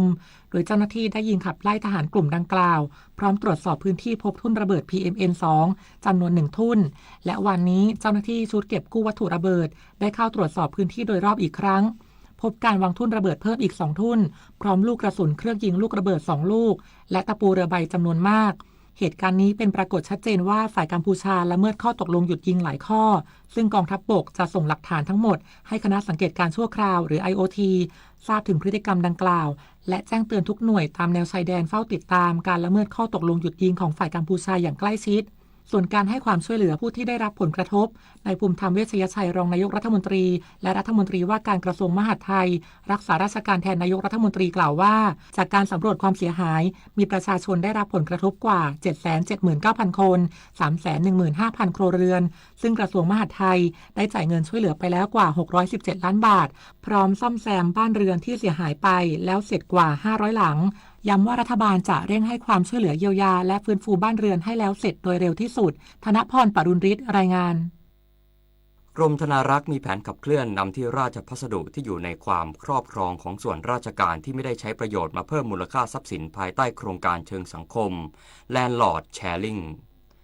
นายเอกนิติทันประภาสอธิบดีกรมธนารักษ์เปิดเผยว่าปัจจุบันประเทศไทยมีที่ราชพัสดุรวมกว่า 12.6 ไร่พื้นที่ส่วนใหญ่กว่า10ล้านไร่อยู่ในความครอบครองของส่วนราชการและบางพื้นที่ยังไม่นำมาใช้ประโยชน์อย่างเต็มศักยภาพกรมธนารักษ์จึงมีแผนขับเคลื่อนนำที่ราชพัสดุที่อยู่ในความครอบครองของส่วนราชการที่ไม่ได้ใช้ประโยชน์มาเพิ่มมูลค่าทรัพย์สินภายใต้โครงการเชิงสังคม Landlord Sharing โดยพัฒนาให้เกิดประโยชน์สูงสุดต่อประชาชนสร้างรายได้ให้ประเทศลดภาระงบประมาณแผ่นดินและลดความเหลื่อมล้ำโดยจัดทำหลักเกณฑ์มอบอำนาจให้หน่วยงานที่ครอบครองที่ราชพัสดุสามารถดำเนินการใช้ประโยชน์ได้โดยตรงลดขั้นตอนทางราชการยืนยันว่าการมอบอำนาจนี้ไม่ใช่การโอนกรรมสิทธิ์ที่ราชพัสดุยังคงเป็นของรัฐโดยระยะเวลาการใช้ประโยชน์ไม่เกิน30ปีภายใต้กรอบการกำกับที่โปร่งใสตรวจสอบได้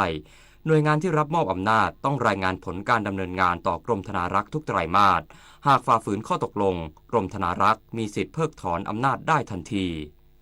กองทุนเงินให้กู้ยืมเพื่อการศึกษาปรับยอดหนี้ใหม่มีผู้กู้ยืมเงินแล้วกว่า 550,000 บัญชีพร้อมแนะนำผู้กู้ยืมเข้าเช็คยอดหนี้ผ่านแอปพลิเคชันกยศคอนเน็กนายอนุกูลพฤกษานุศักดิ์รองโฆษกประจำสำนักนายกรัฐมนตรีเปิดเผยว่าตามที่กองทุนเงินให้กู้ยืมเพื่อการศึกษาหรือกยศได้คำนวณยอดหนี้ใหม่ตามพระราชบัญญัติกองทุนเงินให้กู้ยืมเพื่อการศึกษาพุทธศักราช 2560 และที่แก้ไขเพิ่มเติมฉบับที่ 2 พุทธศักราช 2566 และประกาศการปรับปรุงยอดหนี้ของผู้กู้ยืมเงินกยศได้คำนวณยอดหนี้เริ่มจากกลุ่มผู้กู้ยืมเงินจำนวน 556,000 บัญชีเป็นกลุ่มแรกซึ่งกยศได้ตรวจสอบความถูกต้องเรียบร้อยโดยจะแสดงยอดหนี้ทางแอปพลิเคชันกยศคอนเน็กตั้งแต่วันที่ 21 สิงหาคมเป็นต้นไปสำหรับผู้กู้ยืมที่ระบบแจ้งว่ามีเงินส่วนที่ชำระเกินจากยอดหนี้ที่ปรับปรุงใหม่สามารถลงทะเบียนขอรับเงินคืนได้ที่เว็บไซต์กยศส่วนผู้กู้ยืมเงินที่ยังมียอดหนี้คงเหลือสามารถชำระเงินผ่านช่องทางโมบายแบงกิ้งของทุกธนาคารด้วยการสแกน QR Code จ่ายได้สะดวกทุกที่ทุกเวลาหรือชำระผ่านช่องทางอื่นๆที่กยศกำหนดโดยระบบจะลดหนี้ภายใน3วันทำการสามารถดูรายละเอียดเพิ่มเติมได้ที่เว็บไซต์ www.studentloan.or.th ทั้งนี้การคำนวณยอดหนี้ใหม่กยศจะเร่งดำเนินการตรวจสอบข้อมูลการคำนวณยอดหนี้ใหม่ให้ถูกต้องครบถ้วนและรอบคอบในทุกขั้นตอนยืนยันผู้กู้ยืมเงินจะไม่เสียสิทธิตามกฎหมายอย่างแน่นอนต่อจากนี้ไปขอเชิญรับฟังเสียงจากใจไทยคู่ฟ้า รัฐบาลขอเชิญชวนประชาชน 7 กลุ่มเสี่ยงเข้ารับวัคซีนไข้หวัดใหญ่ฟรีภายในวันที่ 31 สิงหาคมนี้เพื่อป้องกันการเจ็บป่วยอย่างรุนแรงในช่วงฤดูฝนวัคซีนมีจำนวนจำกัดค่ะผู้ที่จองคิวและเข้ารับบริการก่อนจะได้รับสิทธิ์ก่อนค่ะโดยกลุ่มเสี่ยงก็ประกอบไปด้วยสตรีมีครรภ์เด็กเล็กอายุ 6 เดือนถึง 2 ปีผู้ป่วยโรคเรื้อรัง 7 โรคผู้สูงอายุ 65 ปีขึ้นไปผู้พิการทางสมองผู้ป่วยภูมิคุ้มกันบกพร่องและผู้ที่มีน้ำหนักเกิน 100 กิโลกรัมสามารถรับบริการได้ที่โรงพยาบาลรัฐหรือศูนย์บริการสาธารณสุขและสถานพยาบาลตามสิทธิ์สามารถตรวจสอบรายชื่อได้ที่หน่วยบริการผ่านแอปเป๋าตังหรือโทรสปสช1330กด8เพื่อจองคิวล่วงหน้าค่ะรัฐบาลให้ความสำคัญต่อการดูแลสุขภาพของประชาชนโดยเฉพาะกลุ่มเปราะบางขอให้ทุกท่านในกลุ่มเสี่ยงเข้ารับวัคซีนตามกำหนดเพื่อสร้างภูมิคุ้มกันให้สังคมไทยแข็งแรงอย่างยั่งยืนค่ะสื่อสารภารกิจรัฐบาลกับดิฉันสสิการวัฒนจันทร์รองโฆษกประจำสำนักนายกรัฐมนตรีการปฏิบัติราชการนั้นไม่ว่าจะเป็นงานส่วนใดในตำแหน่งหน้าที่ใดก็ล้วนมีผลต่อชาติบ้านเมืองและประชาชนทั้งสิ้นข้าราชการทุกฝ่ายทุกระดับไม่ว่าจะทำการใดจึงต้องคิดให้ดีให้รอบด้านโดยคำนึงถึงผลที่จะเกิดขึ้นทั้งในระยะสั้นระยะยาวเสียก่อนแล้วปฏิบัติงานทุกอย่างให้ถูกต้องเหมาะสมด้วยสติปัญญาความสามารถและใจที่สุจริตเป็นธรรมพระบรมราโชวาทพระบาทสมเด็จพระเจ้าอยู่หัวเนื่องในวันข้าราชการพลเรือน1 เมษายน 2568การกลับมาของการแสดงโขนมูลนิธิส่งเสริมศิลปาชีพจากวรรณกรรมเรื่องรามเกียรติ์ตอนสัตยาภาลีวานอนผู้กล้าหาญจะเกิดอะไรขึ้นกับพวกเขาสู่การแสดงโขนสุดยิ่งใหญ่โดยมูลนิธิส่งเสริมศิลปาชีพวันที่ 6 พฤศจิกายนถึง 8 ธันวาคม 2568 ณ ศูนย์วัฒนธรรมแห่งประเทศไทยเปิดให้จองบัตรได้แล้ววันนี้ที่ไทยทิกเก็ตเมเจอร์7:16 น.รับฟังข่าวต่างประเทศครับ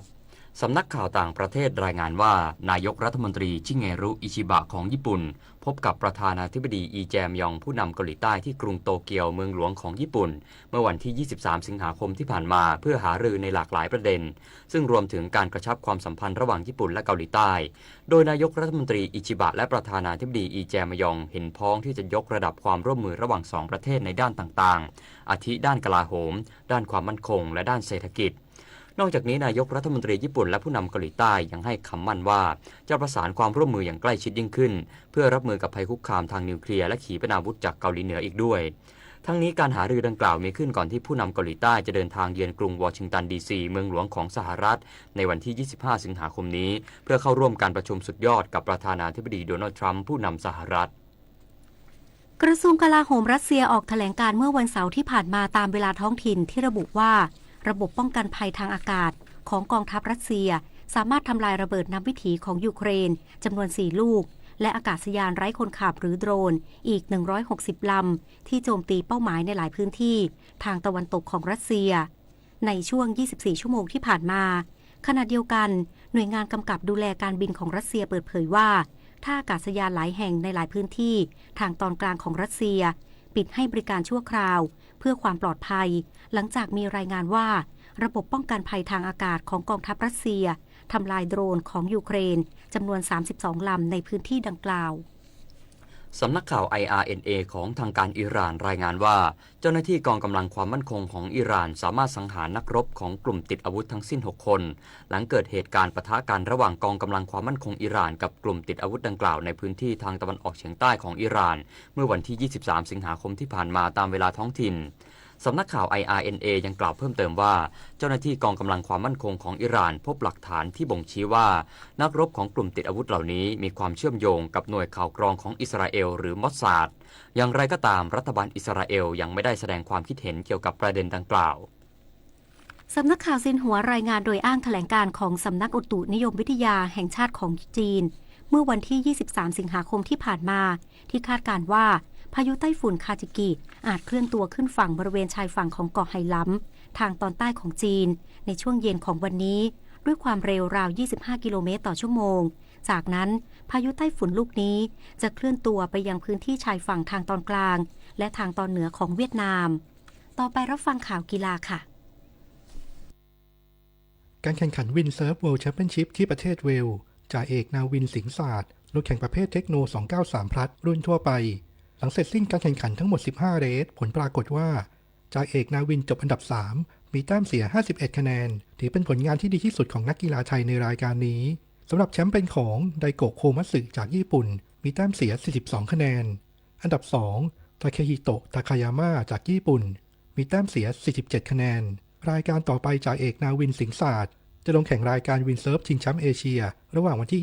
25-30 พฤศจิกายนที่หาดจอมเทียนเมืองพัทยาจากนั้นจะลงลุ้นเหรียญทองในมหกรรมกีฬาซีเกมในเดือนธันวาคมนี้ต่อไปการแข่งขันสเก็ตน้ำแข็งสปีดสเก็ตติ้งรายการ Asian Open Short Track Speed Skating Trophy 2025 ที่ประเทศอินเดียหลังจากวันแรกทัพนักกีฬาไทยคว้ามาแล้ว4เหรียญทองล่าสุดในวันที่2ยังทำผลงานได้อย่างยอดเยี่ยมเก็บเพิ่มอีก5เหรียญทอง4เหรียญเงินและ2เหรียญทองแดงโดย4เหรียญทองได้จากธนัชชาฉัตรไทยสงฆ์รุ่นซีเนียร์หญิง500เมตรชลชาติตะพรหมรุ่นจูเนียร์ชาย500เมตรอติญญาเจิมแพทย์จันยาจูเนียร์ A หญิง500เมตรและอันดิพิษโคสิทธิ์วานิชจากจูเนียร์ C 500เมตรชายรวมนักกีฬาสเก็ตน้ำแข็งสปีดสเก็ตติ้งทีมชาติไทยคว้ามาแล้ว9เหรียญทองนายสุริยะจึงรุ่งเรืองกิจรองนายกรัฐมนตรีในฐานะประธานกองทุนพัฒนาการกีฬาแห่งชาติมอบหมายให้นายสรวงศ์เทียนทองรัฐมนตรีว่าการกระทรวงการท่องเที่ยวและกีฬาทำหน้าที่ประธานการประชุมคณะกรรมการบริหารกองทุนพัฒนาการกีฬาแห่งชาติครั้งที่5โดยคณะกรรมการบริหารกองทุนพัฒนาการกีฬาแห่งชาติเดินหน้าวงการกีฬาเต็มที่มีมติเห็นชอบและอนุมัติงบประมาณที่ได้รับการเสนอเข้ามาทั้งกรอบวงเงินและแผนปฏิบัติการด้านกีฬาประจำปี 2569 จำนวน 4,130 ล้านบาทพร้อมกันนี้ยังอนุมัติเงินรางวัลให้กับทัพนักกีฬาไทยที่สร้างชื่อเสียงในการแข่งขันมหกรรมกีฬามหาวิทยาลัยโลก 2025 จำนวน 8.1 ล้านบาทและกีฬาโวลเกม 2025 จำนวน 43.9 ล้านบาทนายสรวงศ์เทียนทองรัฐมนตรีว่าการกระทรวงการท่องเที่ยวและกีฬากล่าวว่าได้หารือกับนายกรัฐมนตรีถึงแนวทางสนับสนุนนักกีฬาไทยโดยไม่เพียงแต่พึ่งพางบประมาณของทางรัฐแต่ยังเปิดทางให้ภาคเอกชนเข้ามามีบทบาทในการเป็นสปอนเซอร์โดยได้รับสิทธิประโยชน์ทางภาษีลดหย่อนภาษี2เท่าไม่เกิน 10% เช่นเดียวกับกรณีการสนับสนุนวอลเลย์บอลหญิงชิงแชมป์โลก 2025 ซึ่งจะช่วยลดภาระกองทุนและสร้างความยั่งยืนให้กับวงการกีฬาไทยพิจิตร กาญจนกุลรายงานต่อไปรับฟังพยากรณ์อากาศค่ะประกาศกรมอุตุนิยมวิทยาเรื่องพายุคาจิกิและฝนตกหนักถึงหนักมากบริเวณประเทศไทยฉบับที่7เมื่อเวลา 4 นาฬิกาของวันนี้พายุโซนร้อนกำลังแรงคาจิกิบริเวณทะเลจีนใต้ตอนบนมีศูนย์กลางอยู่ห่างประมาณ570กิโลเมตรทางทิศตะวันออกของเมืองดองฮอยประเทศเวียดนามหรือที่ลัติจูด 17.5 องศาเหนือลองจิจูด 112.0 องศาตะวันออกความเร็วลมสูงสุดใกล้ศูนย์กลางประมาณ112กิโลเมตรต่อชั่วโมงพายุนี้กำลังเคลื่อนตัวทางทิศตะวันตกด้วยความเร็วประมาณ20กิโลเมตรต่อชั่วโมงและมีแนวโน้มจะทวีกำลังแรงขึ้นคาดว่าจะเคลื่อนขึ้นฝั่งบริเวณประเทศเวียดนามและประเทศลาวตอนบนในช่วงวันที่ 25-26 สิงหาคม 2568 ประกอบกับมรสุมตะวันตกเฉียงใต้ที่พัดปกคลุมทะเลอันดามันประเทศไทยและอ่าวไทยมีกำลังแรงขึ้นจากอิทธิพลดังกล่าวทำให้ในช่วงวันที่ 24-27 สิงหาคม 2568 ประเทศไทยจะมีฝนเพิ่มมากขึ้นและมีฝนตกหนักถึงหนักมากหลายพื้นที่กับมีลมแรงบริเวณภาคตะวันออกเฉียงเหนือตอนบนภาคเหนือภาคกลางภาคตะวันออกและภาคใต้ฝั่งตะวันตกรวมทั้งกรุงเทพมหานครและปริมณฑลขอให้ประชาชนในบริเวณดังกล่าวระวังอันตรายจากฝนตกหนักถึงหนักมากและฝนที่ตกสะสมซึ่งอาจทำให้เกิดน้ำท่วมฉับพลันและน้ำป่าไหลหลากโดยเฉพาะพื้นที่ลาดเชิงเขาใกล้ทางน้ำไหลผ่านและพื้นที่ลุ่มสำหรับคลื่นลมบริเวณทะเลอันดามันตอนบนและอ่าวไทยตอนบนมีกำลังค่อนข้างแรงโดยมีคลื่นสูง 2-3 เมตรบริเวณที่มีฝนฟ้าคะนองคลื่นสูงมากกว่า3เมตรขอให้ชาวเรือเดินเรือด้วยความระมัดระวังและเรือเล็กควรงดออกจากฝั่งขอให้ประชาชนติดตามประกาศจากกรมอุตุนิยมวิทยาอย่างใกล้ชิดและสามารถติดตามข้อมูลที่เว็บไซต์กรมอุตุนิยมวิทยา www.tmd.go.th หรือที่หมายเลขโทรศัพท์ 023994012 ถึง 13 และ 1182 ได้ตลอด 24 ชั่วโมงพยากรณ์อากาศตั้งแต่เช้าวันนี้จนถึงเช้าวันพรุ่งนี้ภาคเหนือมีฝนฟ้าคะนอง170%ของพื้นที่และมีฝนตกหนักบางแห่งบริเวณจังหวัดน่าน ลำปาง แพร่ ตาก สุโขทัย อุตรดิตถ์ กำแพงเพชร พิจิตร พิษณุโลก และเพชรบูรณ์ ภาคตะวันออกเฉียงเหนือมีฝนฟ้าคะนอง170ของพื้นที่และมีฝนตกหนักถึงหนักมากบางแห่งบริเวณจังหวัดหนองคายบึงกาฬสกลนครนครพนมชัยภูมิขอนแก่นกาฬสินธุ์และมุกดาหารภาคกลางมีฝนฟ้าคะนอง170ของพื้นที่และมีฝนตกหนักบางแห่งบริเวณจังหวัดสุพรรณบุรีกาญจนบุรีราชบุรีและลพบุรีภาคตะวันออกมีฝนฟ้าคะนอง170ของพื้นที่และมีฝนตกหนักบางแห่งบริเวณจังหวัดนครนายกปราจีนบุรีจันทบุรีและตราดลมตะวันตกเฉียงใต้ความเร็ว 20-40 กิโลเมตรต่อชั่วโมงทะเลมีคลื่นสูง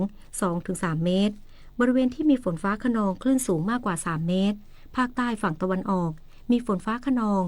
60%ของพื้นที่และมีฝนตกหนักบางแห่งบริเวณจังหวัดเพชรบุรีตั้งแต่จังหวัดสุราษฎร์ธานีขึ้นมาลมตะวันตกเฉียงใต้ความเร็ว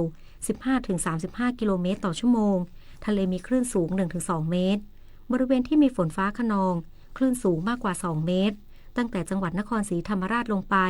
ลมตะวันตกเฉียงใต้ความเร็ว 15-30 กิโลเมตรต่อชั่วโมงทะเลมีคลื่นสูงประมาณ 1 เมตรห่างฝั่งคลื่นสูง 1-2 เมตรบริเวณที่มีฝนฟ้าคะนองคลื่นสูงมากกว่า 2 เมตรภาคใต้ฝั่งตะวันตกมีฝนฟ้าคะนอง170ของพื้นที่และมีฝนตกหนักบางแห่งบริเวณจังหวัดระนองพังงาและภูเก็ตตั้งแต่จังหวัดพังงาขึ้นมาลมตะวันตกเฉียงใต้ความเร็ว 20-40 กิโลเมตรต่อชั่วโมง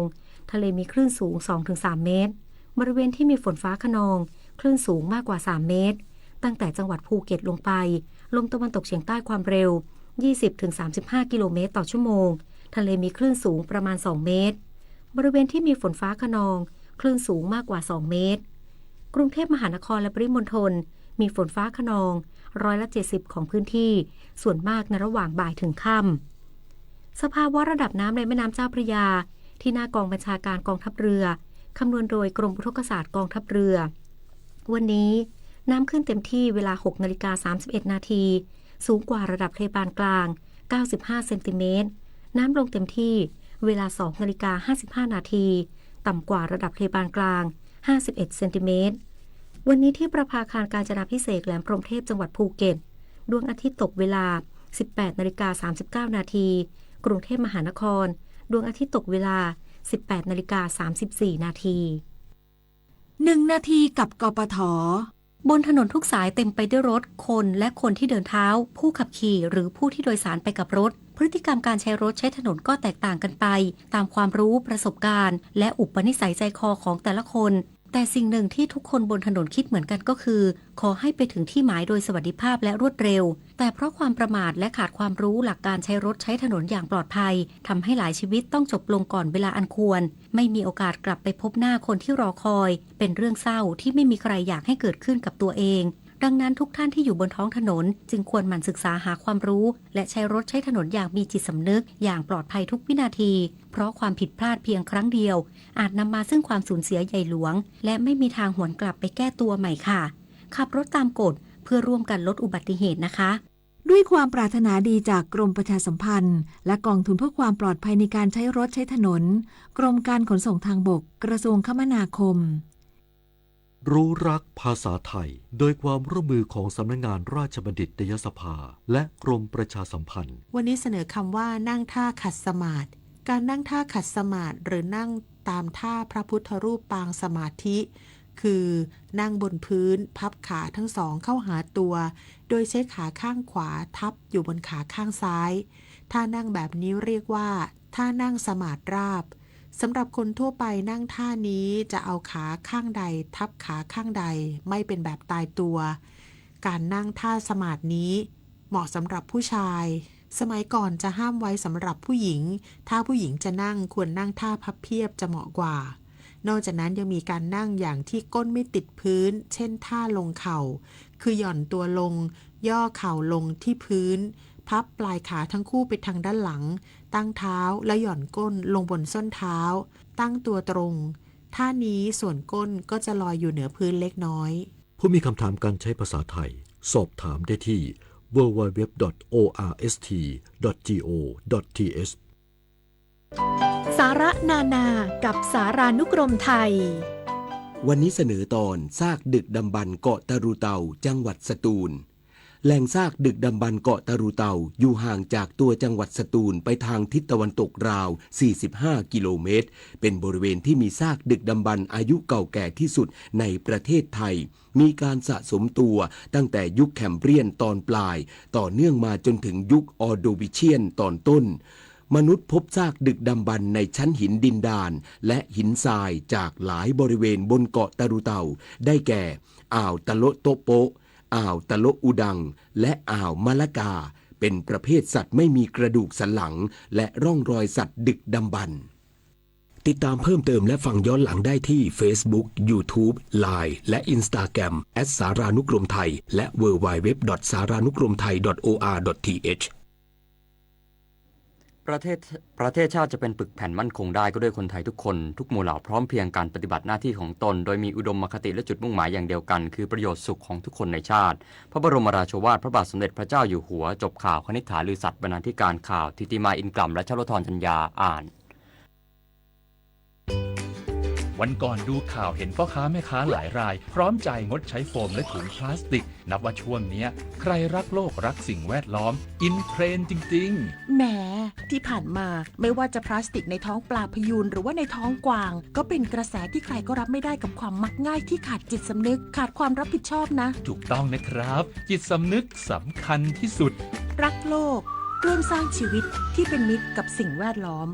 คุณได้สิทธิ์กู้เงิน 300,000 บาทหากสนใจคลิกลิงก์นี้ได้เลยอย่าคลิกเด็ดขาดงานพาร์ทไทม์ออนไลน์งานสบายรายได้สูงอย่าเชื่อครับชีวิตจริงไม่มีใครคอยเตือนแบบนี้กลโกงอันแยบยลอีกมากมายของมิจฉาชีพโดยการส่งข้อความโทรศัพท์สายโทรเข้าหลอกส่งพัสดุรวมถึงแอบอ้างเป็นเจ้าหน้าที่รัฐป้องกันอาชญากรรมทางเทคโนโลยีด้วยการไม่โลภไม่ตื่นตระหนกกับข้อความชวนให้หวาดกลัวไม่หลงเชื่อใครง่ายๆรู้เท่าทันสื่อไม่ตกเป็นเหยื่อของมิจฉาชีพ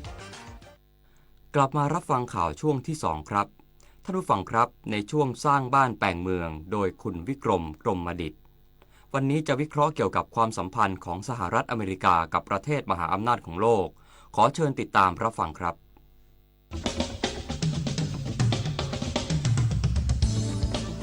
สร้างบ้านแปลงเมืองโดยวิกรมกรมดิษฐ์สวัสดีครับท่านผู้ฟังที่รักทุกท่านครับรายการสร้างบ้านแปลงเมืองวันนี้คงอยากจะคุยกันเรื่องของความสัมพันธ์ของมหาอำนาจของโลกถ้าเกิดว่าเราวันนี้มาดูก็คงอเมริกานั้นเป็นหลักละครับวันนี้อเมริกาได้มีการเรียกว่าขู่หรือข่มขู่ประเทศอื่นๆกันทั่วโลกโดยเฉพาะประเทศมหาอำนาจที่เป็นคู่แข่งหรือมีโอกาสเป็นคู่แข่งของอเมริกานั้นอเมริกาก็ไปข่มขู่เขาหมดเลยอเมริกาเองในช่วง10 กว่าปีที่ผ่านมาการเติบโตของอเมริกาไม่ได้รวดเร็วแล้วก็เติบโตได้มากเท่ากับประเทศจีนหรือประเทศอินเดียอเมริกาเองวันนี้มีความกังวลแหละครับว่าถ้าเกิดปล่อยให้ประเทศเหล่านี้เติบโตกันรวดเร็วอย่างกันในอดีตที่ผ่านมาก็เชื่อว่าภายในอีก5 ปีข้างหน้าอเมริกาจะมีปัญหาเรื่องเศรษฐกิจว่าในอดีตที่เคยใหญ่โตมโหฬารเป็นผู้นำโลกหรือในอดีตเราเรียกว่าเป็นลุงแซมซึ่งเหมือนตำรวจโลกเหมือนผู้ที่จะบริหารโลกว่าที่ไหนมีปัญหาอเมริกาก็สามารถที่จะแก้ไขและยุติปัญหาพวกนั้นได้ตอนนี้อเมริกามีปัญหาเรื่องเศรษฐกิจเพราะว่าใช้เกินตัวเพราะว่าเป็นหนี้ท่วมท้นของอเมริกาเองฉะนั้นสิ่งที่อเมริกามีประเด็นมีปัญหานั่นก็คือเรื่องเศรษฐกิจจะถูกชาวบ้านแซงโดยเฉพาะประเทศจีนฉะนั้นอเมริกาก็จะหาเรื่องจีนอยู่ตลอดไม่ว่าจะเป็นเรื่องสิทธิมนุษยชนอยู่ในซินเกียงอยู่ในทิเบตอะไรก็แล้วแต่ก็จะมีเรื่องมาโจมตีจีนอยู่ประจำจีนก็ก้มหน้าก้มตาไม่ต่อล้อต่อเถียง ทำมาหากินจนกระทั่งประเทศจีนเติบโตขึ้นมาอย่างเหลือเชื่อในช่วง30 ปีที่ผ่านมาวันนี้จีนถือว่าเป็นคู่แข่งที่น่ากลัวที่สุดของอเมริกาในขณะเดียวกันช่วงประมาณตั้งแต่เดือนมกรามาถึง